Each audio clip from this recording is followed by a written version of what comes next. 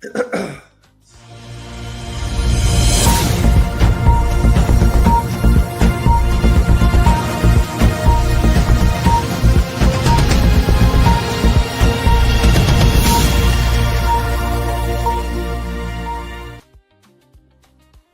right, gentlemen, we are back, and it is another wonderful Wednesday, as always. And we got the likely crew in the building waiting for one more. See if he's gonna pop on. See if dude's gonna be able to make. Not sure if he will or not. He's got a lot going on right now, so we'll see what happens. But as always, we'll start with how everyone's week has been going. Wig, you up first. How's your week been so far? Like I said, just me and you on here, bro. I can't complain. 'Cause I promise you, it's somebody else that got it worse than what we got it. So you're right. Lynn, Yes, sir. how have you been this week? A little bit of this, a little bit of that. Had some victories, some losses. Working on a huge opportunity. Oh wow! Yeah. I'm gonna call it right now. It's life-changing money. Oh, I love it. It's gonna work out for you. Yeah, it is. It's gonna work out for you. I love it. Okay, and Rich, Let's get to it. Let's get to it. So get to it we will. And so this week we got a hell of a topic, I think. And the reason why I say that is because I think the implications of the Supreme Court even taking in consideration or hearing, allowing the thought of mail-in ballot being contested is an oddity to me. Right? I don't understand it, but I don't need to. I just need to be able to hey Juan, to be able to dial in and figure out, anticipate what's going to happen after that. So with that being said, let's jump right into it.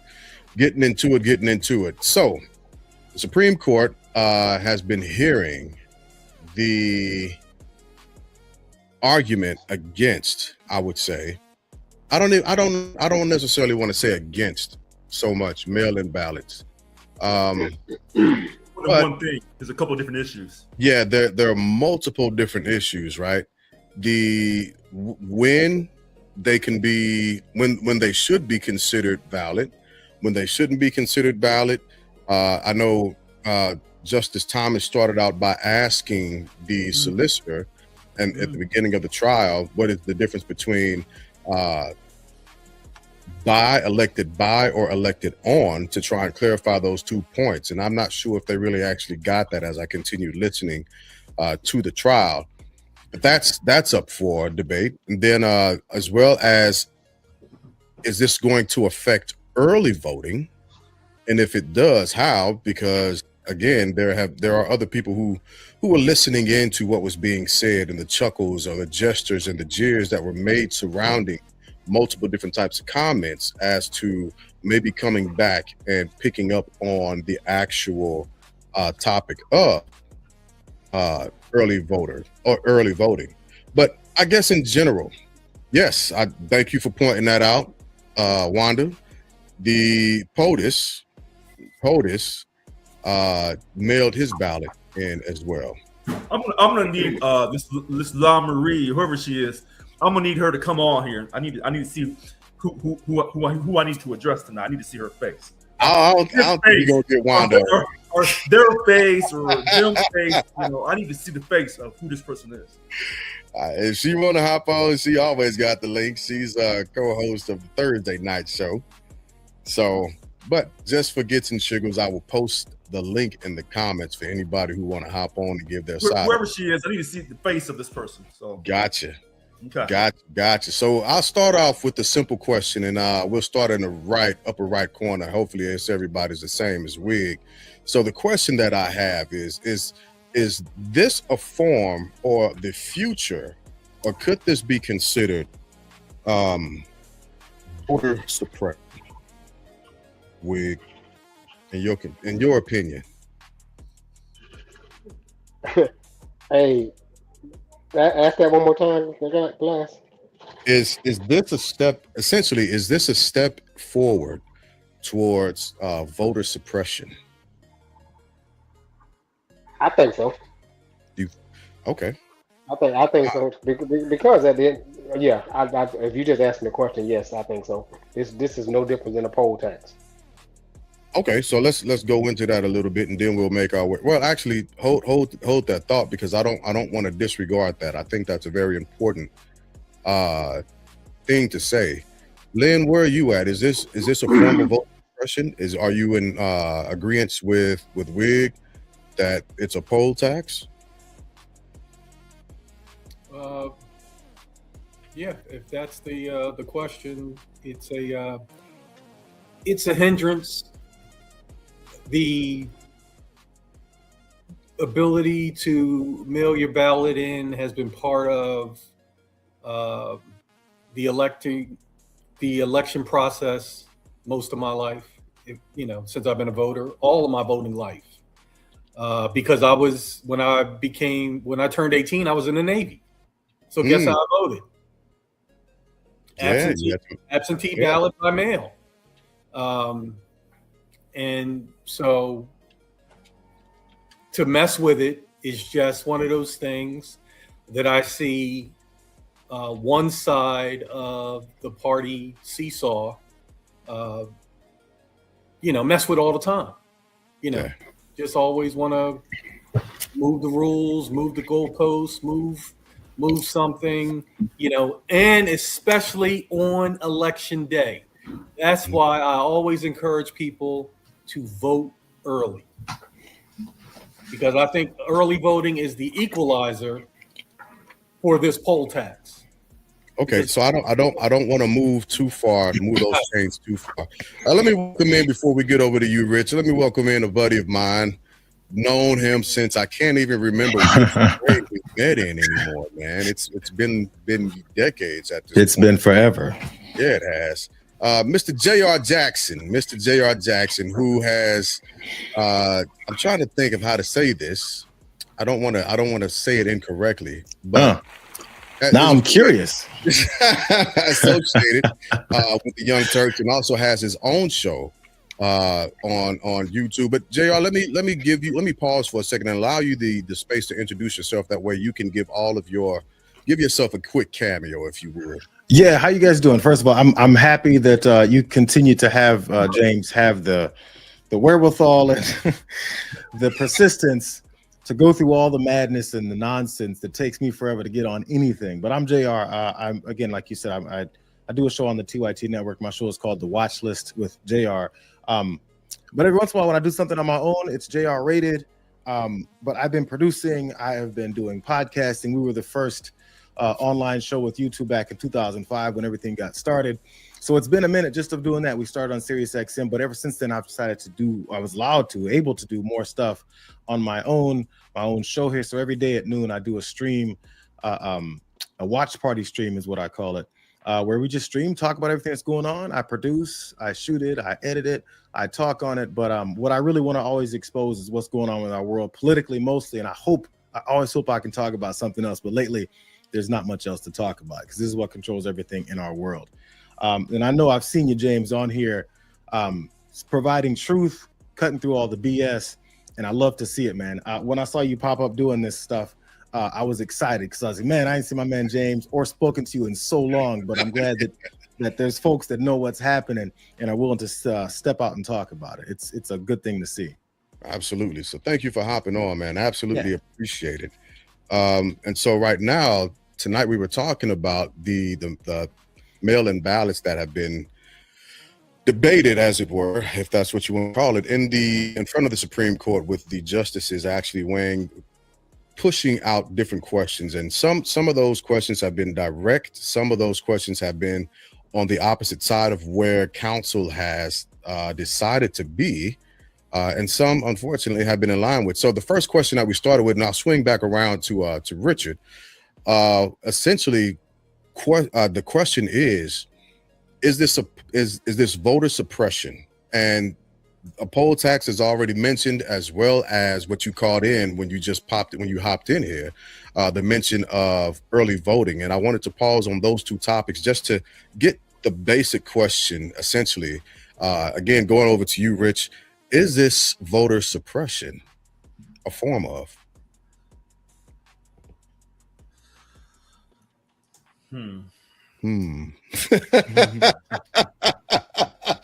So I take it, make sure that this is March 25th. So I think you're asking me a yes or a no question? Not necessarily, right? Because I know how you feel about yes and not necessarily. I know how you feel about yes and no questions. You feel as if it's a setup. It depends on who's asking. Okay. It depends on the relationship you have with that person. Wow. When they ask you a yes or a no question. Well, the framing was free. It's an open framed question, so you don't have to worry about a gotcha moment. Well, listen, maybe after we have an intellectual conversation about the facts, or maybe it's about the feelings. I don't know. Then maybe I can answer that later on in the show. But I do want to say this on this La Marie. She makes a point faster than I can get my 2 cents in, that President Trump mailed in his ballot. So one of the things he's trying to do is, allegedly stop all the mail-in ballots, allegedly, because when you look at the Supreme Court, the Supreme Court, do we want to stop this mail-in ballot situation? And I think we read last week or 2 weeks ago, it's not truly about stopping it. It's about limiting mail-in ballots. So until we talk about these issues and really narrow down on a mail-in ballot, then I can come back and tell you, yes, this is possibly a form of voter suppression, or this is a form of a poll tax. So okay. All right. That's how I have to answer that. Yeah. Jay, where are you at with it? What are your thoughts on it so far? We're talking specifically these mail-in ballots. Am I right? I'm sorry, I jumped in. Right. We're talking specifically right now. We're talking the mail-in ballots, but we're going to absolutely expand the parameters in a second. Well, I mean, there's so many different ways that they're trying to figure a way around direct voting. I mean, as I think Richard, you pointed out, there has been those stories about the ways in which, even in the past, not even just recently, that the president himself has voted by mail. And many times you have to question whether or not what is it they're telling us, what is it their positions are politically, if it is what they really believe in, or if it's just something politically to assist them. And this is something that I think is nonpartisan. There's plenty of politicians that talk about what is it they would like to do versus what is it they actually believe in and practice themselves in their lives. And when it comes to their personal lives, that's when we tend to dig in. But sometimes when it comes to their lives or their positions or the way that they act when it comes to the relation to the American people, a lot of times we like to be hands off with that. And I'm not really understanding why. If there's some kind of sexual scandal, everybody loves to talk about it. And that's something that we can decide everything based off of. But when it comes to the way that they maybe have standards or principles, which they say they believe in versus what is it they do, that's where sometimes I have problems. Because look, why are there different rules for different people? I mean, we kind of see it right in front of our faces. I was just listening to CNN this morning, and they were talking about how, I believe it was Delta Airlines, if we're talking about the long lines and TSA not being paid, how they've made this determination to then now have important people, quote unquote, have to go through the same 3 to 4 to 5 hour long lines in some of these airports. And the anchor was saying, oh, nothing is an equalizer, like everyone having to go through the same process. And that's just said, and there was some chuckles behind it. Why is it that we're willing to accept that there's so many people that we openly will accept have a different outlook or a different experience in our entire system versus the rest of us? And in order for us to really drive home that they shouldn't be doing this that way, is to force them to live the life that every rest of us live. What is it about these folks that allows them, in this particular case, the president, to talk all of this that he talks, then without following through on doing it the same way? And we're just willing to accept it. He'll be exposed. He'll be talked about the way that he does these things, and we'll point it out, but then we'll move on. Nothing is ever done about it. And those mechanisms come from, again, those other less powerful individuals in these elected offices that are unwilling to do it. And is it out of fear? Is it out of unwilling to lose their position of hierarchy of a power? Or is it that they believe something completely different and they're hiding it from us? I believe like in this country, we're reaching this point because we're in this age of extra information. So many people can see so many different things. And as people are finally realizing what it is that we've always kind of experienced here with this, some people having less power than others, as it's spreading to more and more people are being upset about it. So the fights that happen are turning into bigger fights. They're turning into exposures of the way that things have always been. And maybe some of us that have been disenfranchised the most have been screaming these things from the rooftops for decades. I mean, since we got here, if we're talking specifically from our experiences. So I guess that's a long way of saying, I'm not sure how we can get, the majority of the country, the people here, it doesn't matter what political side of the aisle you're on, because Republicans vote by mail, Republicans have mail-in ballots and all that. But for some reason, the discussions are always based upon who it is that's opposing this president based off of their mail-in ballots, when there's so many people who use mail-in ballots.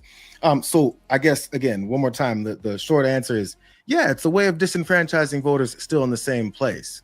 Paul Weyrich back in 1980 or 81 said, representative of the Republican Party. Yes, said, hold on. No, we got to save that. Because I listened to that actual speech multiple different times, just taking notes on it and trying to see where the variance. Yeah, no, you find that spectrum and trying to see where the separation of but we'll get into that in a second. Okay. But what I want to swing back around to real quick, with you, Lynn, is defining this as a poll tax and digging into that. Let's pull those layers back a little bit. Why would you, along with Wig, define this as a poll tax? Because as a voter, you're now given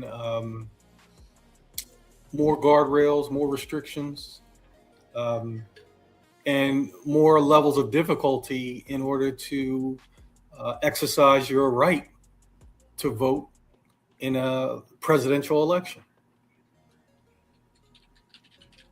Well, so I guess.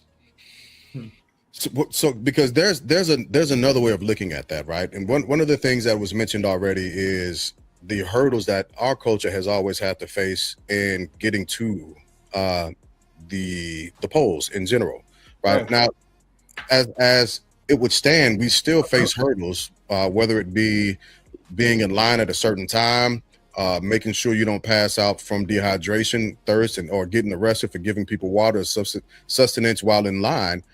One would argue that this is just essentially the run-of-the-mill type of deal. What pulls this out? What makes this exceptional at this point?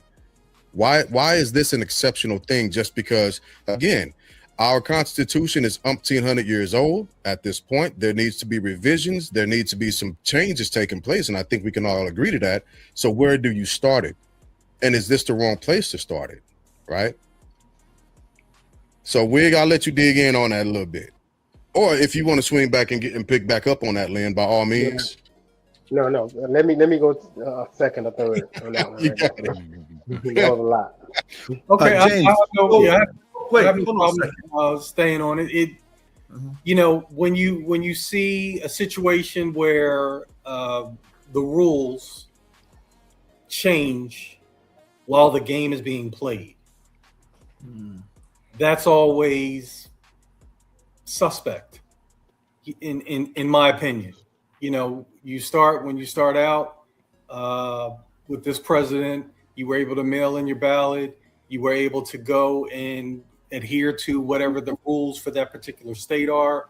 I've been here in Texas for 24 years, and I'm accustomed to going to the polls with my ID, with my voter registration card, in case. I've never really had to pull it out and use it, but I have those two things with me when I go to vote. I've never voted by mail since I've left the military. So how that process works, our resident mail-in expert is above me, Rich. So for me, the mail-in ballot situation does not personally affect me, but I know it personally affects other voters and affects the outcome of an election.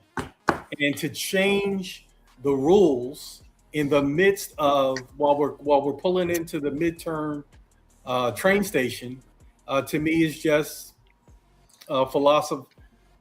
philosophically wrong. Okay. Making things more difficult.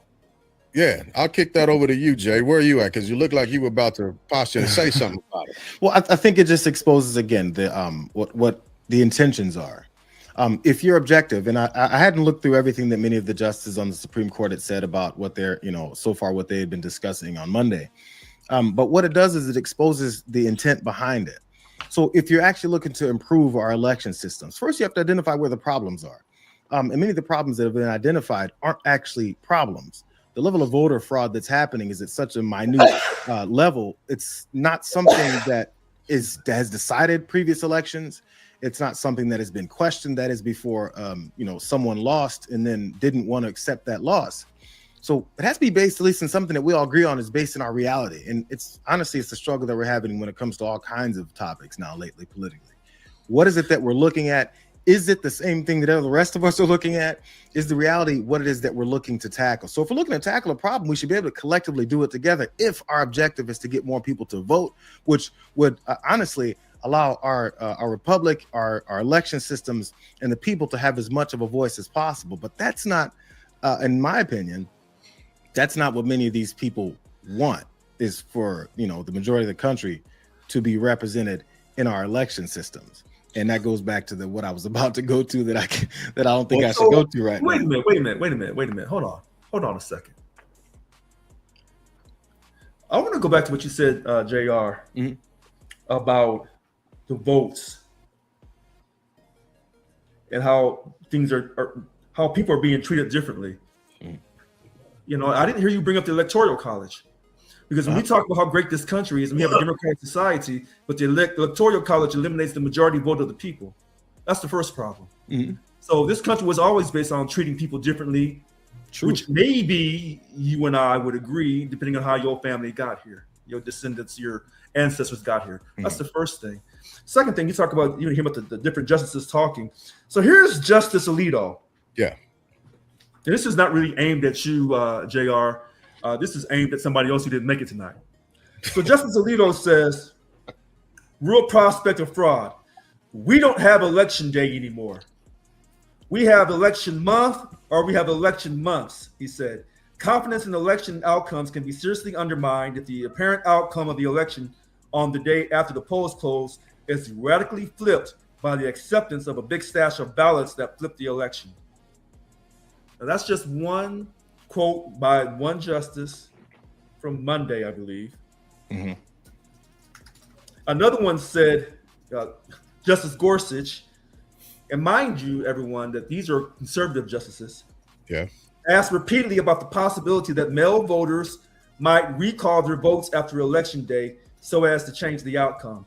I think that's bogus. I think that's a front. That's him making an excuse, saying that I sent my vote in. Oh, but now I want to change my mind. He's facts. Oh, I'm sorry. Go ahead, Mr. Wigg. Go ahead. I'll stop there. Yeah, Go ahead. Just when you said about they might recall their vote, as a Supreme Court justice, you would have thought that he would have been able to cite cases that happened, versus just throwing it against the wall and hoping that it stick. So I don't disagree with you, but you actually let me swing around to this point real quick, and I'll ask this to the panel in a second. One of the purposes, as far as I understand it, for not only the SAVE Act, which we covered a couple of weeks last week or the week before, but moving and segueing into the mail-in ballot being heard by the Supreme Court. The whole thing's being heard, not just mail-in ballot. Yeah, no, all of those situations are being heard. Yeah, absolutely. Voter ID saying that when you go to vote. Well, wait, we never established this, because I went back and read this. This is really important. So maybe someone on the panel can tell me this. from what I'm reading, it says voters who register by mail would be required to present their proof of citizenship in person to an election official. But what if you're already registered like me? I'm already registered by mail. Well, so remember, I specifically read that part in the SAVE Act. Okay. Yeah, I specifically read that area, and it's a bit ambiguous. But the question that I end up coming down to, that I think we're missing, and needs a little more teeth sunken into it, is where are the actual states' involvement with what's happening now, especially since it's the states who actually legislate how their voting is going to take place, and not the federal government. Oh, so wait a minute. So here's a liberal on the Supreme Court, Justice Ketanji Brown Jackson, said this dispute calls for judicial restraint, a formerly conservative value. Now, this is what she said. I didn't get a chance to look this up. She said the Constitution gives states and Congress the authority to set rules for elections. I didn't know about the Congress part. Yes, no, I didn't read that, but I had. So there are multiple different amendments that talk about how voting is to be done, right? So Congress essentially sets the tone of it, as it were. If I have to give a quick overview, Congress sets the tone. They say, hey, we're going to have elections held this day. States, you figure out your process to holding your elections and make sure they make it in on time. So what you're saying is, what she was saying here, the Constitution gives states and local officials authority to determine the time, the place, and manner of elections. Yes. Now, the issue that is going to be seen, heard, and had is the authority figure who certifies that actual vote. Right. And so Wiggins said this last week. One of the issues we recently heard from a conservative bench was the U.S. mail doesn't have to deliver your mail to you or get something to the place it's supposed to arrive at on time. And as a citizen, you can't sue them. You can't do anything about it. So I got that covered. See, I knew you were coming to that. So I got that covered. So I got first of all, let's go back to second. Constitution gives states and local authorities, local officials authority to determine time, place, and manner of elections, while Congress is allowed to amend those rules. Now, this is what liberal Supreme Court Justice Ketanji Brown Jackson is saying, and none of the other Supreme Court justices jumped on her. Congress has not indicated, at least thus far, that is intended to ever preempt this. This is what Jackson said. Now, let's go back to that post office thing, because I knew you were coming with that, Jane. Yeah. So you're right. United States Post Office, domestic mail manual. You got notes. Oh, yes. That ain't fair, man. I'm not playing on this. Okay, all right. I'll play your game. So, now, James said this. He said this 2 months ago. The United States Post Office, December 24th, 2025, they kind of changed the way they accept mail with the post stamp. But here's what he didn't tell us. Is once you turn something to the post office, once they go to the processing at the post office, that's when they post stamp it. They date stamp it. What he didn't tell us is that you can ask the clerk at the retail counter to apply the postmark when you were there, giving it to them. Yeah. That's really critical. You can ask, and they cannot tell you no. And that's actually part of that domestic mail manual 608.11. So here comes the question then, and this will open it back up for the panel, so it ain't just me and you going back at it.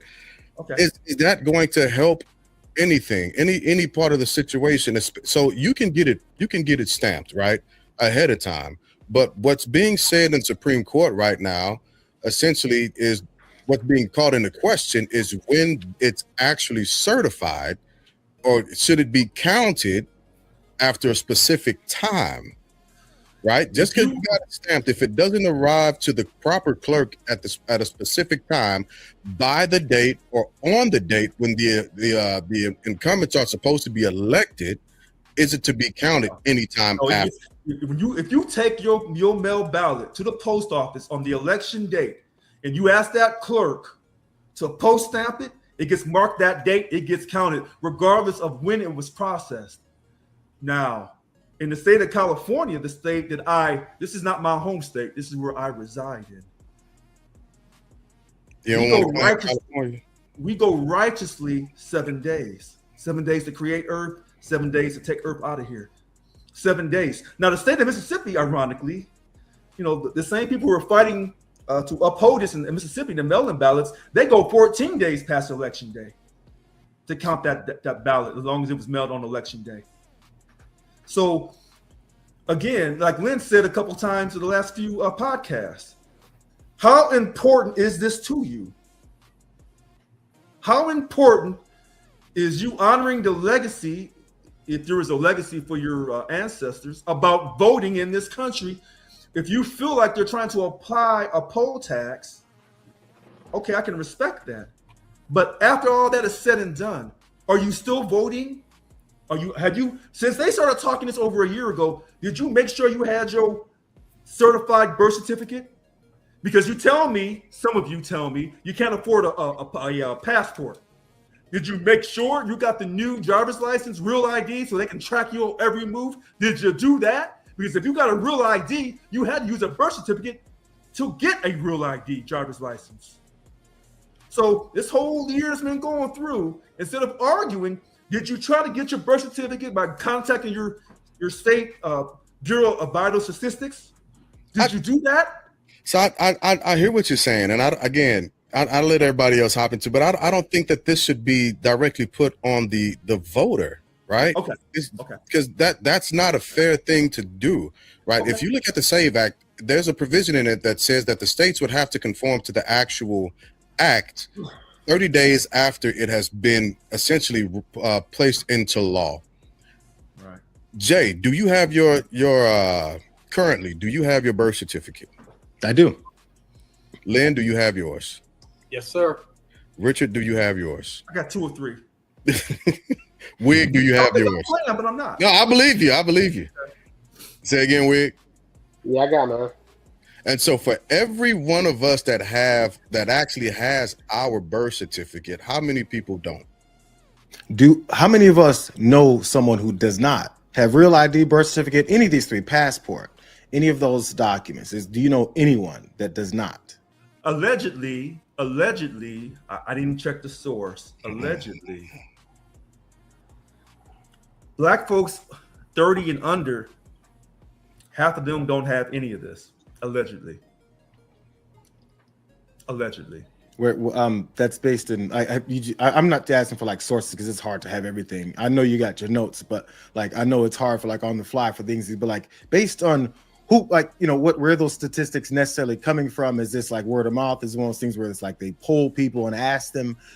So how much is it verified that it's half of people under 30? Because what I've heard, which again is based and unverified from what I've read from a year or 2 ago, sometimes it's an issue for older folks, maybe because of the tracking systems, how long they've been around, if they've had the mobility to do this. Because I know plenty of elderly folks who have issues getting around, getting to these situations, being on a fixed income. Maybe they can't afford these processes. And what I've also noticed in just my personal experiences, we tend to, maybe just even in our community, older folks tend to take the seriousness of voting more serious than many of us do at a younger age, because they've experienced how much our rights could be taken away based off of not having people in positions where they can be represented sufficiently.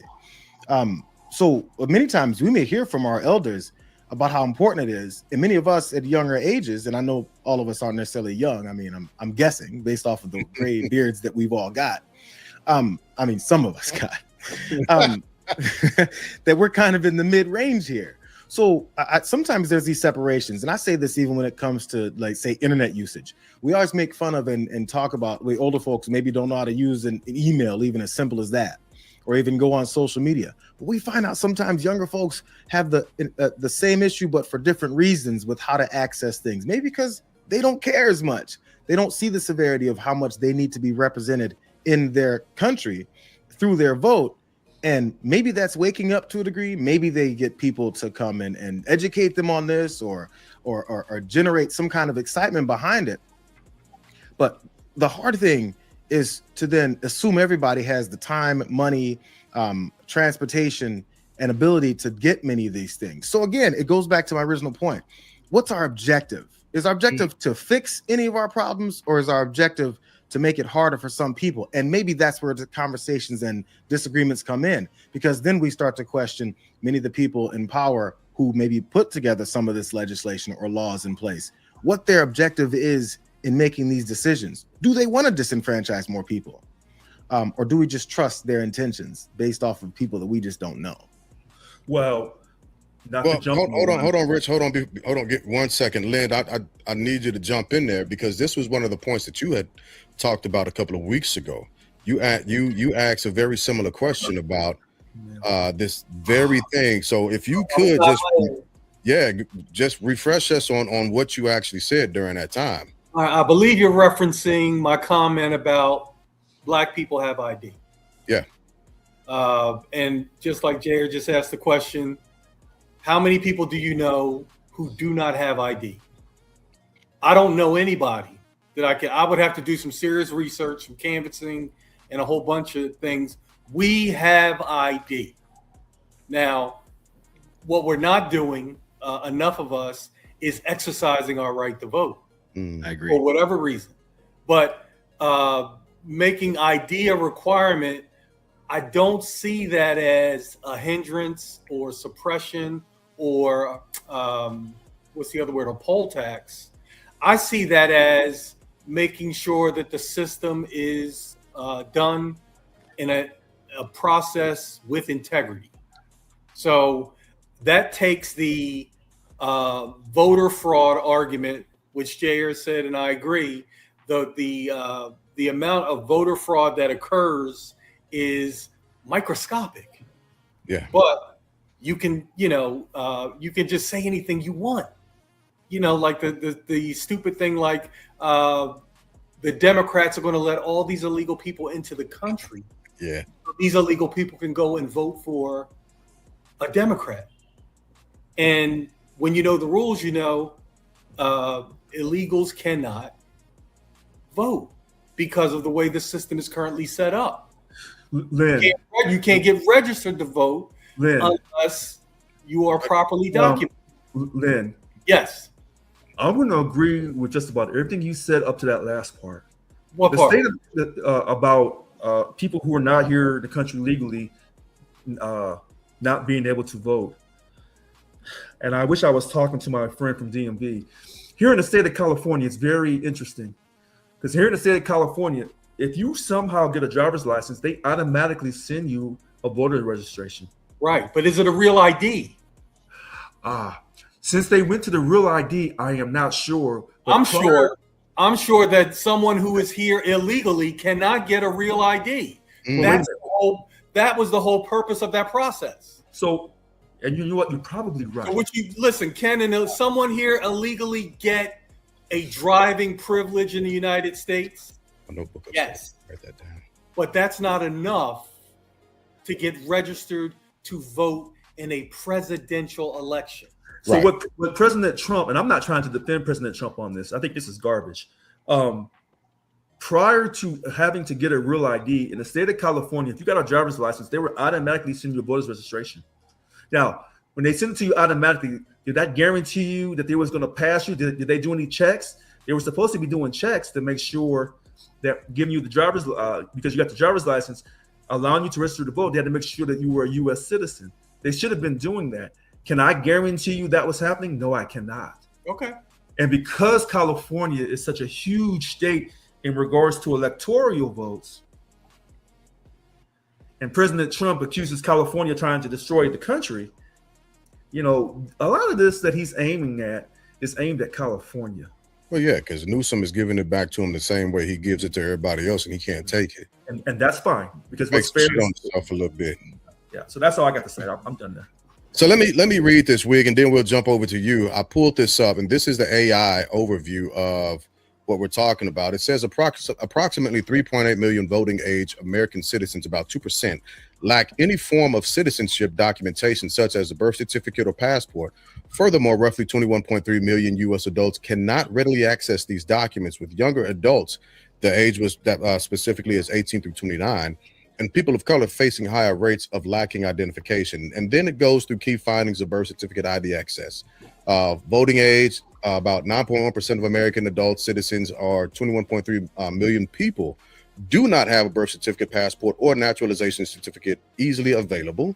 Total lack of documentation, approximately 3.8 million voting age citizens completely lack any of these documents, according to 2024 survey from the Brennan Center of Justice and others. Age gaps, adults aged 18 through 29 are more likely, 31%, to face potential voting issues due to missing or outdated IDs compared to just 11% of those over 30. And that study is from the Center of Democracy and Civic Engagement. Gender, I'm not going to go through the gender, but I looked at the down here demographic disparities, and it says race. People of color, 11%, are more likely than white people, 8%, to lack easy access to citizenship documents. That's what the AI overview on Google is saying. Now, whether or not that's 100% accurate, I can't say, because I haven't had the time to dig in, but I will look at those actual referenced areas to figure that out. But it's saying that we don't have documentation by and large. So wait a minute. We talked about this over a year ago or 2 years ago. There was a percentage of young black folks that was marching on Black Lives Matter, saying that the police were out of control. Okay, so historically in America, we know that police have not treated African Americans correctly. And I said this. They said, well, Richard, are you out there marching? I said, no, I'm not. I said, why not? Because I'm saving my vote. My vote. And so when all those young black folks were marching, I thought to myself, do you have a driver's license? Do you have a birth certificate, social security card? Are you a registered voter? In fact, more importantly, when you young black folks is talking about my black ass, saying I ain't holding it down, but when your black ass gets caught up in the system for a crime you didn't commit because you didn't have no damn ID on you, tag brother North St. Louis, you just caught a case, and then you go to the jury, you can't find no black folks except for my black ass on the jury pool. See, and this is where things get funny. So all that marching, and it did work for a period of time. But what I want to know long-term, young black folks, because I didn't start voting until later on in life. I was stuck on stupid. But nobody really came at me and questioned my blackness. Because if they had, I would have been voting a lot sooner. Because I knew growing up what I was supposed to do. I just didn't do it. So all that Black Lives Matter and all this hip-hop music and all this and that, do you have a real ID? Do you have a social security card? Do you have a birth certificate? Maybe if you got some baller money, you got a passport. Some young black folks who are balling legally, they got passports. I hate to say this, but it feels like you're kind of wagging your finger in the camera, like, and saying, "Get off my goddamn grass, young person." I am, and if I come across like Dr. Cosby, then I ask you to forgive me. if I am.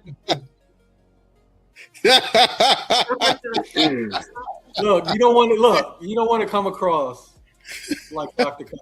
Dr. Cosby is, to me, still an incredible asset to the black community, and I don't care what other people outside my community tell me about Dr. Cosby. I would change that to Dr. Huxtable.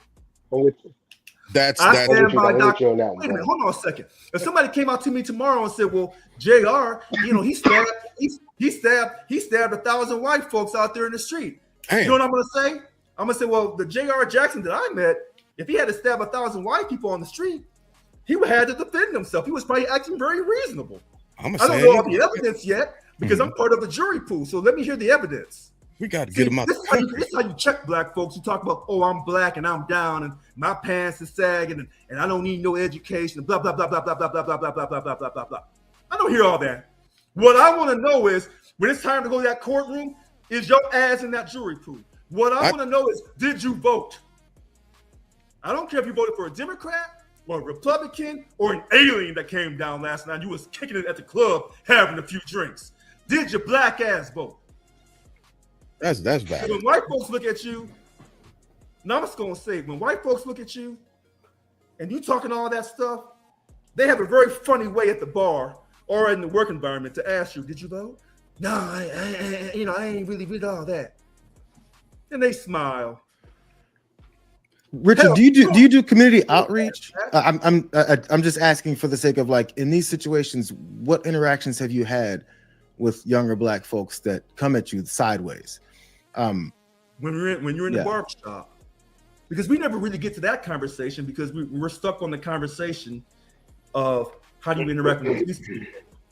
So when young Black folks say, hey, I ain't letting nobody disrespect me, blah, blah, blah. And then I throw it back at them. Well, hold on a second. No, I'm an ex-felon. I got a felony on my record. And the cops pulled me over. I already know what time it is. So my question is to you, when I talk to your mama because you had your head blown off, you would rather be carried by 6 than judged by 12. What's their reasoning behind that? That they told you? I'm not from because young Black people are telling me they have their pride in who they are, and that's fantastic. And they're not gonna let no cop disrespect them. And my question is, can you live through that police stop and get to the courtroom to sue the police department and come up so you can get a passport and fly all across the country? To fly to other countries? So your mama and your sisters and brothers ain't crying over you, having a car wash to raise for the funeral expenses for you? But see, when I say that, they say, "Oh, you sound like my uncle. You sound like my dad. You sound like a Black Republican." No, what I'm simply saying, because when we do this show, JR, and we have to go at these so-called, some of these white folks who are prejudiced or a little bit racist, they say, "Oh, you want to yell at us, but you don't check your own." Well, tonight we're gonna check everybody tonight. So what's right is right, what's wrong is wrong. And so, yes, like I said, JR, during the Puffy trial, if my Black ass had been on that jury pool and I would have heard the evidence, he's walking out of there. Okay. So this place. Okay, fair enough. So the connection here between James read through some of the percentages of Black folks that don't have access to these identifications. And I'm not sure the percentage of these younger Black folks, and maybe that was in there, James, that you talked about, that don't have these identifications. But I feel like the next question then has to be and engage with them with why, rather than having these confrontational moments where it's accusatory, which if they come at you with an accusatory language, I don't see the purpose. If we're trying to, back to my original point, because I feel like we miss it because there's so many different ways to be distracted from it.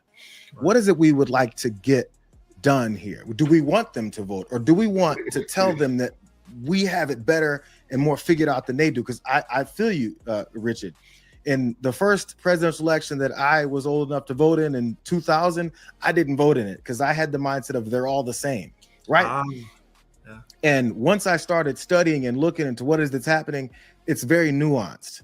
And we like to simplify things just as a country, because honestly, how many different things do we have to be stressed out by looking into, taking care of, from childcare to jobs to eating to taking care of your family to continuing to feed your marriage, to just living and getting by. So when the police are behind you and you're trying to get to your job, or say you catch a case that I didn't stab these 1,000 white folks, I don't have the time, money, or patience to go through this entire court system to get through the point where I got to prove myself from 12 people who traditionally in this country always did things the wrong way because of our inadequate justice system, which we continue to work on to this day. So there's a lot of factors that go in, and I know all these cases aren't the same, because we've seen plenty of Black folks that sit in the car, hand the license, the real ID, and say, I have no weapons, my hands are on the steering wheel, and their Black ass still ends up dead.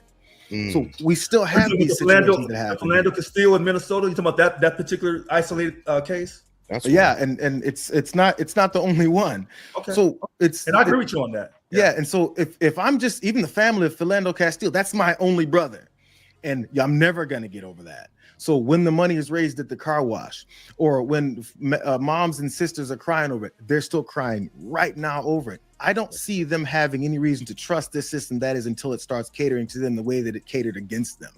So I would just like to know more of the stories behind these younger Black folks that maybe are in a club, or maybe they're not in the club. Maybe they've got $100,000 worth of school loans that they're trying to figure out how to pay off. There's so many different stories. I just want us to be able to understand that there's so many of them. Wait a minute. As a reasonable person, JR, I know you're right, and so does the whole panel, and so does everybody watching the show. you're making a reasonable argument. But the argument that I'm making is that if you in this country is going to achieve something, you're going to do it legally. Mhm. Now, at the end of the day, after all the different reasoning, the way you win in this country, at least what they tell us, Some people. is through the court system. And all I'm simply saying is, to all those black folks in the 60s that put their lives on the line, people like Medgar Evers, gone. Malcolm X, gone. Dr. King, gone. The little black girls in the church down in Birmingham, gone. All those black folks, Emmett Till, were their lives taken for free? Because even if you don't, because people get mad at me because I don't vote all Democrat. I don't belong. I'm a no party preference. Let me repeat this again. I'm a no party preference. Yeah. So, put that in all caps. No, it's in the thing. No party preference. So I'm simply asking people, particularly young people, but not just young people, because Lynn pointed this out. So many black folks refuse to vote. And JR, when you said that you thought all the elections were basically the same, you know what, JR? I'm not going to criticize that at all. I think there's a whole lot of truth in what you said. But in order to complain about the process, and then I'll shut my mouth. In order to complain about the process in this country, how do you do it? Well, some people say you have to get a job and pay taxes. I'm going to say you vote as You got to well. participate. Yeah. And this is the crux of our argument, and I don't think this is an argument, a discussion. Apologies. How do you participate, and do the powers that be make it easy enough to participate? As okay, so you live in California, you live in Los Angeles, Richard? Sacramento. Lynn, I see you got the USC hat on. First of all, apologies for not shouting you out first off. Fight on. That's my alma mater. Oh, his alma mater. Look at Mr. Glass. Normally, man, I gotta fight. Yeah, you do. Like your name, Mister. You got a dude in Ohio that went to the Ohio State. You got somebody else that went to Alabama. I actually am a Temple alum. Oh, okay. Lovely. My first college football experience Uh-huh. at the age of 9 was the Battle for Los Angeles. And my grandfather took me, and that's why I wear this hat. And the last time one of the last times I was with my grandfather, I was at the Texas USC game. Oh. Well, not the Vince Young one. I hope it wasn't the Vince Young Texas USC. It was that was the one. I thought we was gonna have a nice rapport today. That was the one. I'm just saying I was there with my grandfather. And you know what? You know what he said? He said in 70 years of watching football, that was the best football game he ever saw. It actually was and close. He lost. Yeah, it was close. My favorite was Fresno State. Reggie Bush going crazy. Gotcha. That's when I literally thought I was going to pass out. I almost think I lost the train of my thought now. How do young people participate, or how do you participate in the process? Yeah, so I mean, so the just the education on it, the ability to go and find out where to get these things. I've been surprised. By the way, my attitude as far as in 2000 when I didn't vote, it's nuanced now because it takes that much research, that much looking into the people and their platforms, and then once you look into the people and their platforms. The reason I asked about where you guys are in California is because I used to live in Los Angeles. I moved down here to Louisiana 2 years ago. Well, JR, I'm actually in Houston, Texas. Okay. Do not go to the airport. That's they actually had a 30-minute wait today. No way. What's going on? They had a window. It was on the news. They had a window, and the wait was 30 minutes. I don't know what they did. I don't know what happened, but there was a 30-minute window earlier today. It's probably back up to 4 hours now, but they had a window. But so even people that are educated on the system are very engaged in their voting. If you look at some of these propositions that are put forward, and again, my experience was in Los Angeles, so I assume it's in many other parts of the state. It's these propositions get put, and the language is put in these voting documents. Very, I mean, you don't know who the author of these things are. Sometimes you have to have people read it differently or explain to some other folks exactly what this means, because sometimes they're even trying to fool people as you've gone through the process, gotten your real ID, you've proven your citizenship, you've got your birth certificate, and you're still in this place where you have to analyze and debate with yourself. Wait a second, am I being lied to with what this proposition will do? Because there's one party that's telling me it's doing this, and there's another party that's telling me it's doing something else. So it's further than just getting there and voting, because then there's plenty of people who went, I voted for this, because they still weren't even educated on that. And how is it? I read up on it because it is literally my full-time job. If this wasn't my job, there's so many things that I would miss, and I still miss a lot of things. I still haven't read up fully on what happened with the Supreme Court decision, or even in the aspects of the SAVE Act that they'd like to get by, because I've been talking about this devastating war that we've been conducting in Iran. Hey, but one quick point on that. Yeah. Even though you're right, that decision that was made today in California court about young people getting on social media and getting addicted. So you can get addicted to social media, but you can't get addicted to fighting I tell you what, when AI takes away so many jobs, I guarantee young people start voting then, because they'll want that check in the mail every month. You said, I'm sorry, you went down when you said AI takes away what? I didn't hear. I said when AI takes away all these jobs, other jobs, or a certain number of jobs, young people will start voting to get that check in the mail every month. That's coming. I mean, we would hope. I mean, because then sometimes people wild out. So, you know, there's sometimes negative responses to, you know, bad times coming on you that you maybe didn't expect or anticipate. That's, again, something that has to, you know, have to teach this like mental maturity or understanding how to maneuver through the world. I have a 14-year-old son. I was just telling him yesterday, and it's as simple as just baseball. I said, when something happens and it doesn't work out in your favor, if your head is down, you're not looking up and seeing the 4 to 5 other avenues that you can actually take in response to what just bad thing happened to you. And that's something that has to be taught, to given like this experience that I've lived in the 46 years that I've been around here.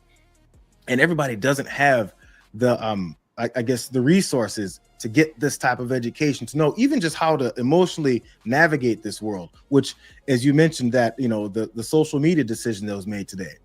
If these things are presented to young folks in a way that they take it in, where literally they study the way the developing brains take this stuff in, if it's given to them in a way that's engaging, they will take it. My kid loves history. The reason why is because when he was like 4 years old, he was on this app that made it fun. It was cartoonish version, and it told the real stories, because I double checked just in case they was lying to him. Yeah. So it made it gave him this baseline of wanting to learn about this stuff or remembering this stuff. There's historical lessons this kid remembers, and I'm like, man, I didn't remember that at all, because I learned it in a boring way and I was just a nerd. He took it in and it was fun for him. So again, if our purpose is for them to learn, we have to present in a way that's engaging for them, rather than expecting them to just become 30-year-old adults at 10 and figuring it out on their own. But then again, that takes a lot of work from us too. I feel like I'm rambling and not come up with a solid point. It's just, there's so many nuanced areas and avenues and directions that we could take that make this argument so hard to just say it's one singular reason why it's the way that it is. And from our perspective of, you know, Black folks in this country. Yeah. So here's my thing. Because I understand many things you're saying, Richard. I get where you're coming from in one of these ways. Word about making it fun and interesting. If I was a genius, I'd be able to create something and then attract young people to vote. And then some of y'all would say, well, Richard, don't get too carried away, because if you get too good at it, you know what happened to you last time you got carried away trying to help people. So I understand that. But something else caught my attention about you said people are treated differently. This is why I don't believe in the two-party system. The TSA. Now, allegedly, I keep saying the word allegedly, that a lot of Black folks have jobs working for the TSA. You always hear that, don't we? I thought that Black folks didn't want to work, but now allegedly they have all the jobs at TSA. I'm confused. I don't know. Are they the Black jobs? That's where they hear them. That's where they hear them. Yeah, TSA. But my thing is, just in case they got to put them on a quick flight, get them out of here. Has any politician up there in D.C., either Democrat or Republican, from either house or either chamber said, we will pass these budgets, and if we don't pass these budgets, we don't get paid? They don't play those games. They're gonna keep. Go ahead, James. Kennedy mentioned he said he did say something about that during the last shutdown. Yeah, he did mention that the last time. He proposed that during any future shutdowns, and of course it didn't get voted on. That essentially that Senate doesn't get paid until they come up with a solution. And for the Senate or for both chambers? I think he was specifically talking about the Senate. Okay. Yeah, whenever the bill was kicked back over to the Senate. Listen to this. This is how silly we are as a country.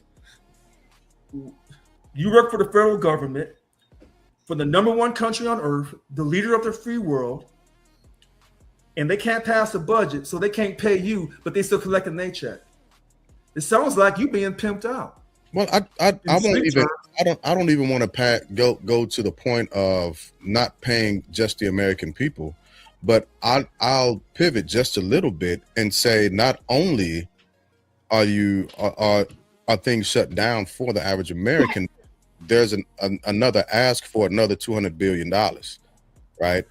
Yep. And not just another $200 billion, but we also have people who are getting billions of dollars from foreign countries to put in their personal coffers while making legislation to assist said countries to continuously sustain this war that has now been at a bit of a focal point, alluded to that it could take at least a year for regime change for other countries to feel comfortable with regime change. Now, I'm not trying to get too far into the Iran war. Oh, no. I'm just simply saying that we haven't paid ourselves, and we still have another part of the federal government asking for more money. I have said this 1,000 times, and Deuce has laughed and criticized, and I have said this shit. Your money is printed out of thin air. When Trump said, I need 200 billion more, where does it come from? It's going to come from the Fed. The Fed's going to tell the Treasury, print the money up and pay it back to us. Put it on your bill that you already owe us. Mm-hmm. Yeah. So you can print money anytime you want, Mr. Glass, to support a foreign country. But if you said we're going to have universal health care and take care of our own U.S. citizens and create the best school system so we don't need foreigners to come over here, you would say, oh, we can't do that. That's the Republican shit. No, I was in a bit of a debate with another brother of mine, and I made that exact same point, essentially saying that you can't tell me that doctors and nurses, you can't tell me that we have to sacrifice the quality of our healthcare system because we expand it to universal healthcare, right? And still make public healthcare available for people if we are requesting an additional $200 billion to fund Wait a minute. something that we're not, a war that we're not at war with. How many billions, and I'm not trying to sound anti-Israel. I'm always got to qualify when I say shit. You shouldn't have to, but I shouldn't understand. have to. Yeah. How many billions go to Israel every year? I thought it was 4. Lots. How much? Lots and lots. Yeah, it's fine. 10 billion go to Israel every year. Okay, you said that's our number one ally in the Middle East. Okay, fine. You said that's God's chosen people. Subjectively. Let's move on. Okay, but you can't spend some money here to educate our children. You know what? This is worse than being prejudiced or racist against black kids. When you can't educate your own white kids, you've got a problem. I'm serious. If you say we ain't educating your black ass, Richard, because you ain't gonna act right, you're not grateful how we brought your ancestors over here. I am conditioned in this country from the time I was born to accept that. But what I cannot accept is when you tell little white kids they're not good enough. I can't accept that because they weren't raised to accept some shit like that. Now you're sounding like Elder Paul Mooney. That's who you're starting to sound like. And this, but you know what's, as I guess in referencing to what I was mentioning earlier. Please go ahead. Actually, before you go, yeah, go ahead. Go ahead and expound on what you were mentioning earlier. I think we're ready for it. I was going to say it a bit differently, but yes, by all means, go back to the 1981. Oh no, I wasn't going to be on that. It was. If you want to go to, it's cool. No, you got it. Go ahead. As we're seeing, we got this system, this capitalistic system where these corporations, these billionaires, the amount of money that's being siphoned their way from bills to just our system and the way our workforce goes, it has to come to a head because there's only so much that can be taken from the majority of the people in the country that goes to the fewest at the top. So the more and more people, referencing Richard, the white folks getting educated thing, it's now crossing into those lines because there's just not enough money left. Now, the rural white folks and the white folks that don't make over $100,000 and the white folks that aren't millionaires, they're starting to get their education system cut down. They're starting to get, their food cut down. They're starting to get to the same degree that, many folks, because of what we look like and where we came from, always got. And that's what's building more of this coalition of people who are like, hold on, now you're coming for me? There's so many people that voted in certain ways in past elections and went, I didn't vote for you to come and take away my rights. I voted for you to take away someone else's rights. And now they're just as mad as everyone else. So even when you mentioned the Black Lives Matter protests in 2020, there was plenty of white folks out there. Yeah, plenty. I was out there. Because it's become this collective mindset of us sharing the same experience now that many of us have been disenfranchised from, have been beaten down for many years in this country. And now it's spreading to more folks than just through the color of folks' skin and their backgrounds and their accents and their parents, but more because of they just don't have the same positions in life of being ultra wealthy, or at least somewhat adjacent to that. So I'm just, my whole point being is, there's now it's stretched beyond just us and other folks like us to be disenfranchised and kept from the same opportunities in this country, which we've always said everyone's had the same opportunities. So it's gonna get worse because there's no limit to how much they're willing to take in order to give to the folks who literally don't need it. I think the voting thing, and that's why I think this voting thing, this is a loser for President Trump. His voters are gonna be hurt by this. Yeah, this is a losing. If someone says, "Hey, people should all have to vote on election day or have their mail-in ballots postmarked by the election day, deadline," that's reasonable. And then you say you got a week. 2 weeks is a little bit too long. Those votes should all have been counted within 3 to 7 days after the election day. That's reasonable, and he's not wrong on that. But what he's trying to do is really trying to really squeeze it to where he can make people so upset that they don't want to vote. In my opinion, is that kind of a poll tax where you make someone so upset they don't want to vote? It's subjective. But here's the biggest trick of what he's doing. Because I've defended him on some of the things he's done, and then some things I totally disagree with him on. He's going to muddy this so much that no matter how much the Democrats win in November, he's going to discount it. And then he's going to blame the Republican Party for not getting the bill passed and say, I didn't do anything wrong. Well, yeah. He hasn't tried that stunt yet in Florida, where in the state house in Florida, where his district in Mar-a-Lago got flipped to a Democrat. He hasn't done that yet. Not yet. But all these things. But my thing to black folks is, if you know that they're out to really try to take your vote away, if that's how you feel, can you please start now contacting the Bureau of Vital Statistics? There's somebody in your family that knows how to do it. Now, your mama probably has your birth certificate. Okay, I'll stop. I'm sorry. Yeah, no, this is the thing. And this I think was helpful because there's nonprofit groups, there's volunteer groups that go out to try and help and assist people get registered to vote. We've seen that. That's nothing new. Yep. And even those groups started to be demonized as if they're doing something fraudulent in helping folks in these positions. So it goes back, I'm sorry for saying it the fifth time. What is our objective here? If the objective collectively in this country, Republican, Democrat, or anyone in between, to get the most people registered to vote, and even if you want everyone to vote on election day, how do you make that happen? You have to analyze what people's hurdles are in getting there. Sometimes it's based on just because you live in Alaska and you're in some rural area and you have to drive 45, 50 minutes to get to the polling location, and maybe you don't have gas because it's up to $4.15 a gallon, or your car done broke down, or the weather's inclement. Any of this stuff that goes into it, we have to figure a way where that could potentially happen. I've got a coworker who's said for years, why don't we have a voting holiday? How come we don't take off the day to vote the way that we take off the day for Christmas, for Easter, for Columbus Day? Damn. I can't take it sometimes, some of the things we take off days for, because it's not that important to the powers that be. Because as you were about to get to, James, they don't want more people to vote. Yeah. And so even before I get to that point, Wig, you haven't jumped in a while, but I need to hear from you. So the question that I'll start with you on, just bringing it back around to where we are with mail-in ballot stuff. Is this well, it's actually two questions, right? Because I know we've got to push off soon. But when should a vote be considered invalid? Right? When should it be considered invalid?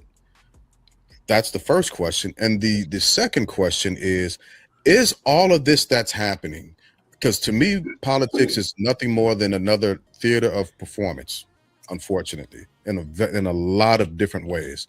But is this simply another way to disenfranchise more voters? I think, excuse me, I think that'll go back to, I think it's what JR said. So what are we trying to do here? Do you want more people? Do you want more people to vote, or do you just want to make it harder for people to vote?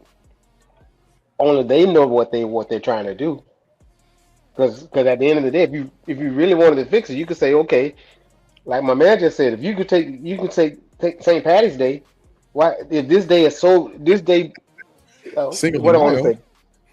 say, this day right here, what this day does is set the precedence for the future of the country. So why is this day not a holiday? With the importance of, if it's so important, I'm pretty sure we got all kind of other holidays we can get rid of. You don't want to add more to it. So I just think it depends on what you're really trying to do. And as far as a vote, when is a vote invalid? Wow. I don't know how you're gonna.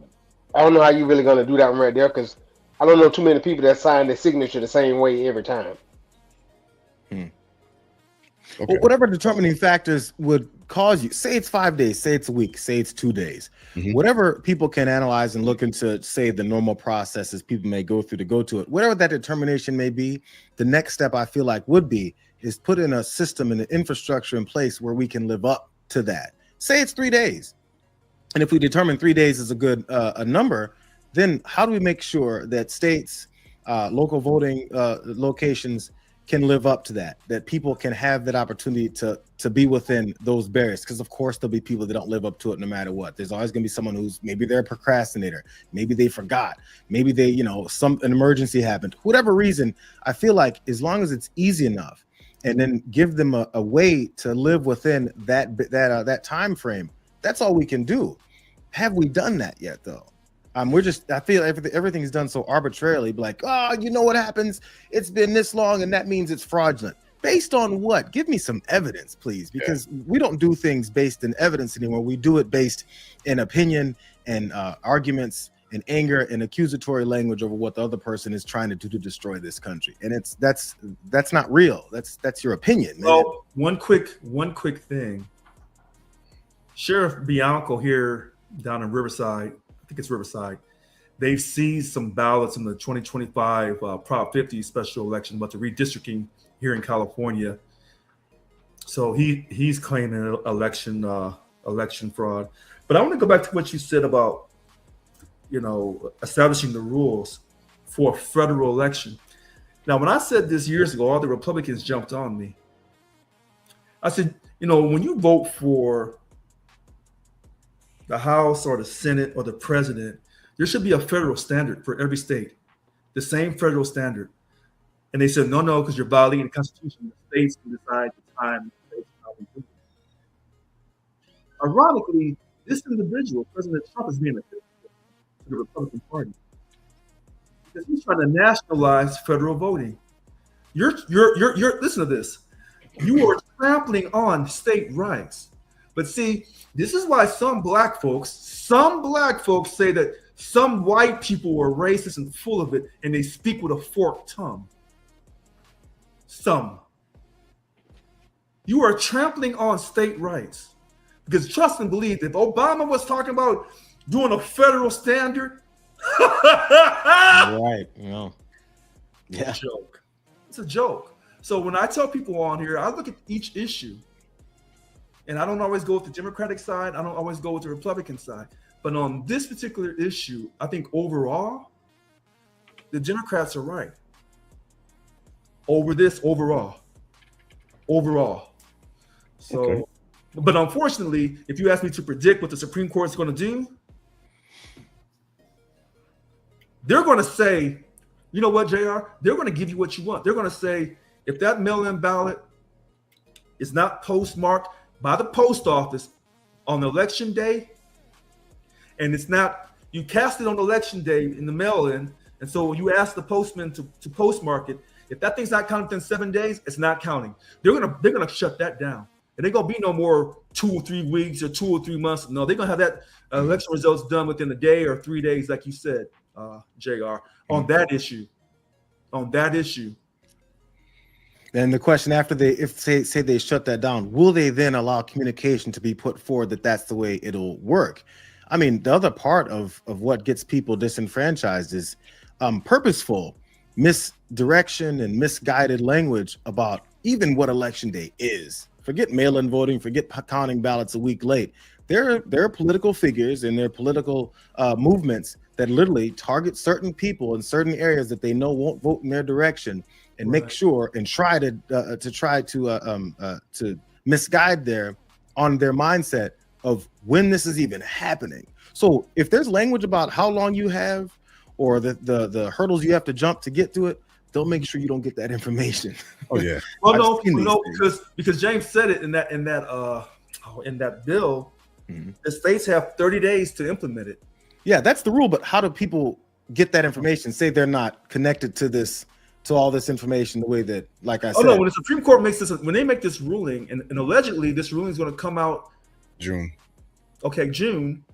They should come out sooner than June.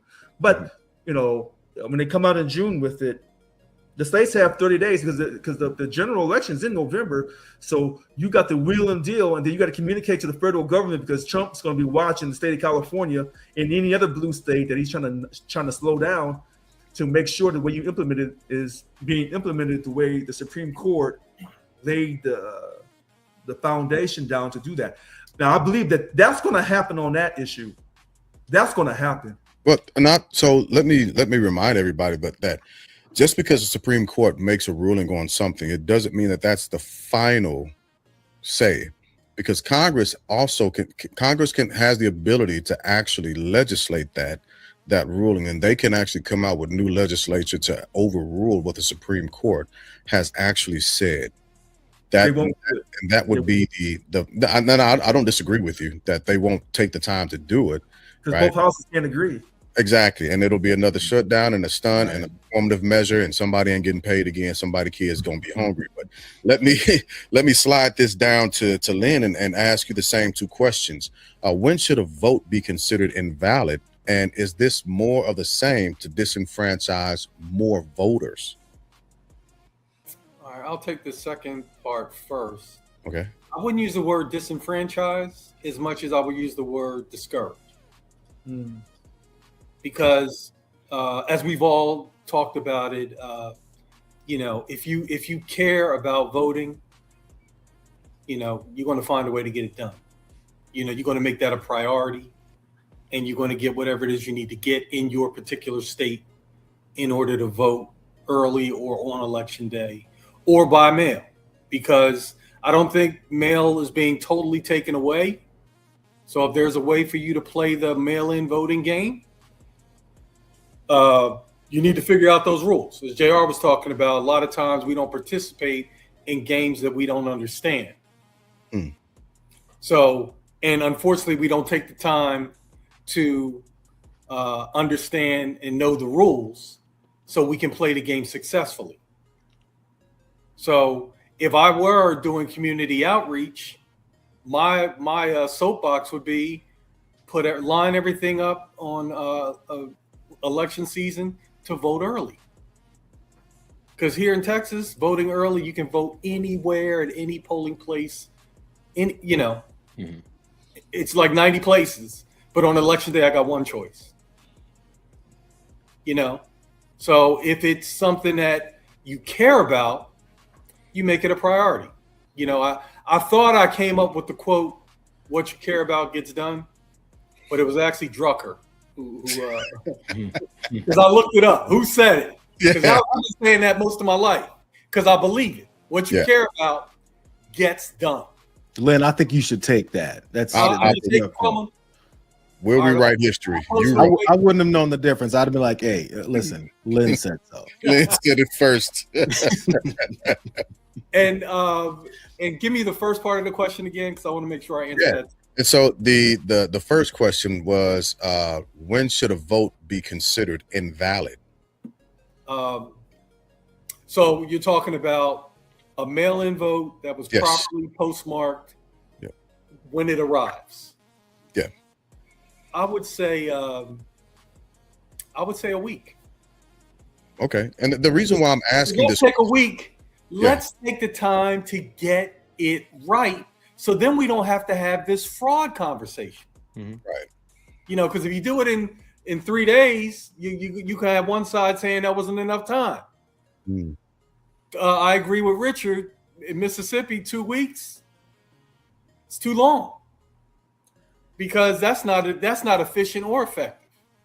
But I think a week is, in my opinion, the right amount of time to check it once, check it twice, and check it a third time if necessary. And then, because we've been waiting all year to vote on Election Day in November, right? Is another week for the accurate results, the integrity results, is another week that long to wait for? I don't think so. Okay. And so let me qualify why I'm asking this question, because again, states are different when it comes to actually getting that count completed, right? Again, like we just had the two different cases. One state is a week, another state is 2 weeks, and then there's another state that allows up to 30 days, right? So 30 days.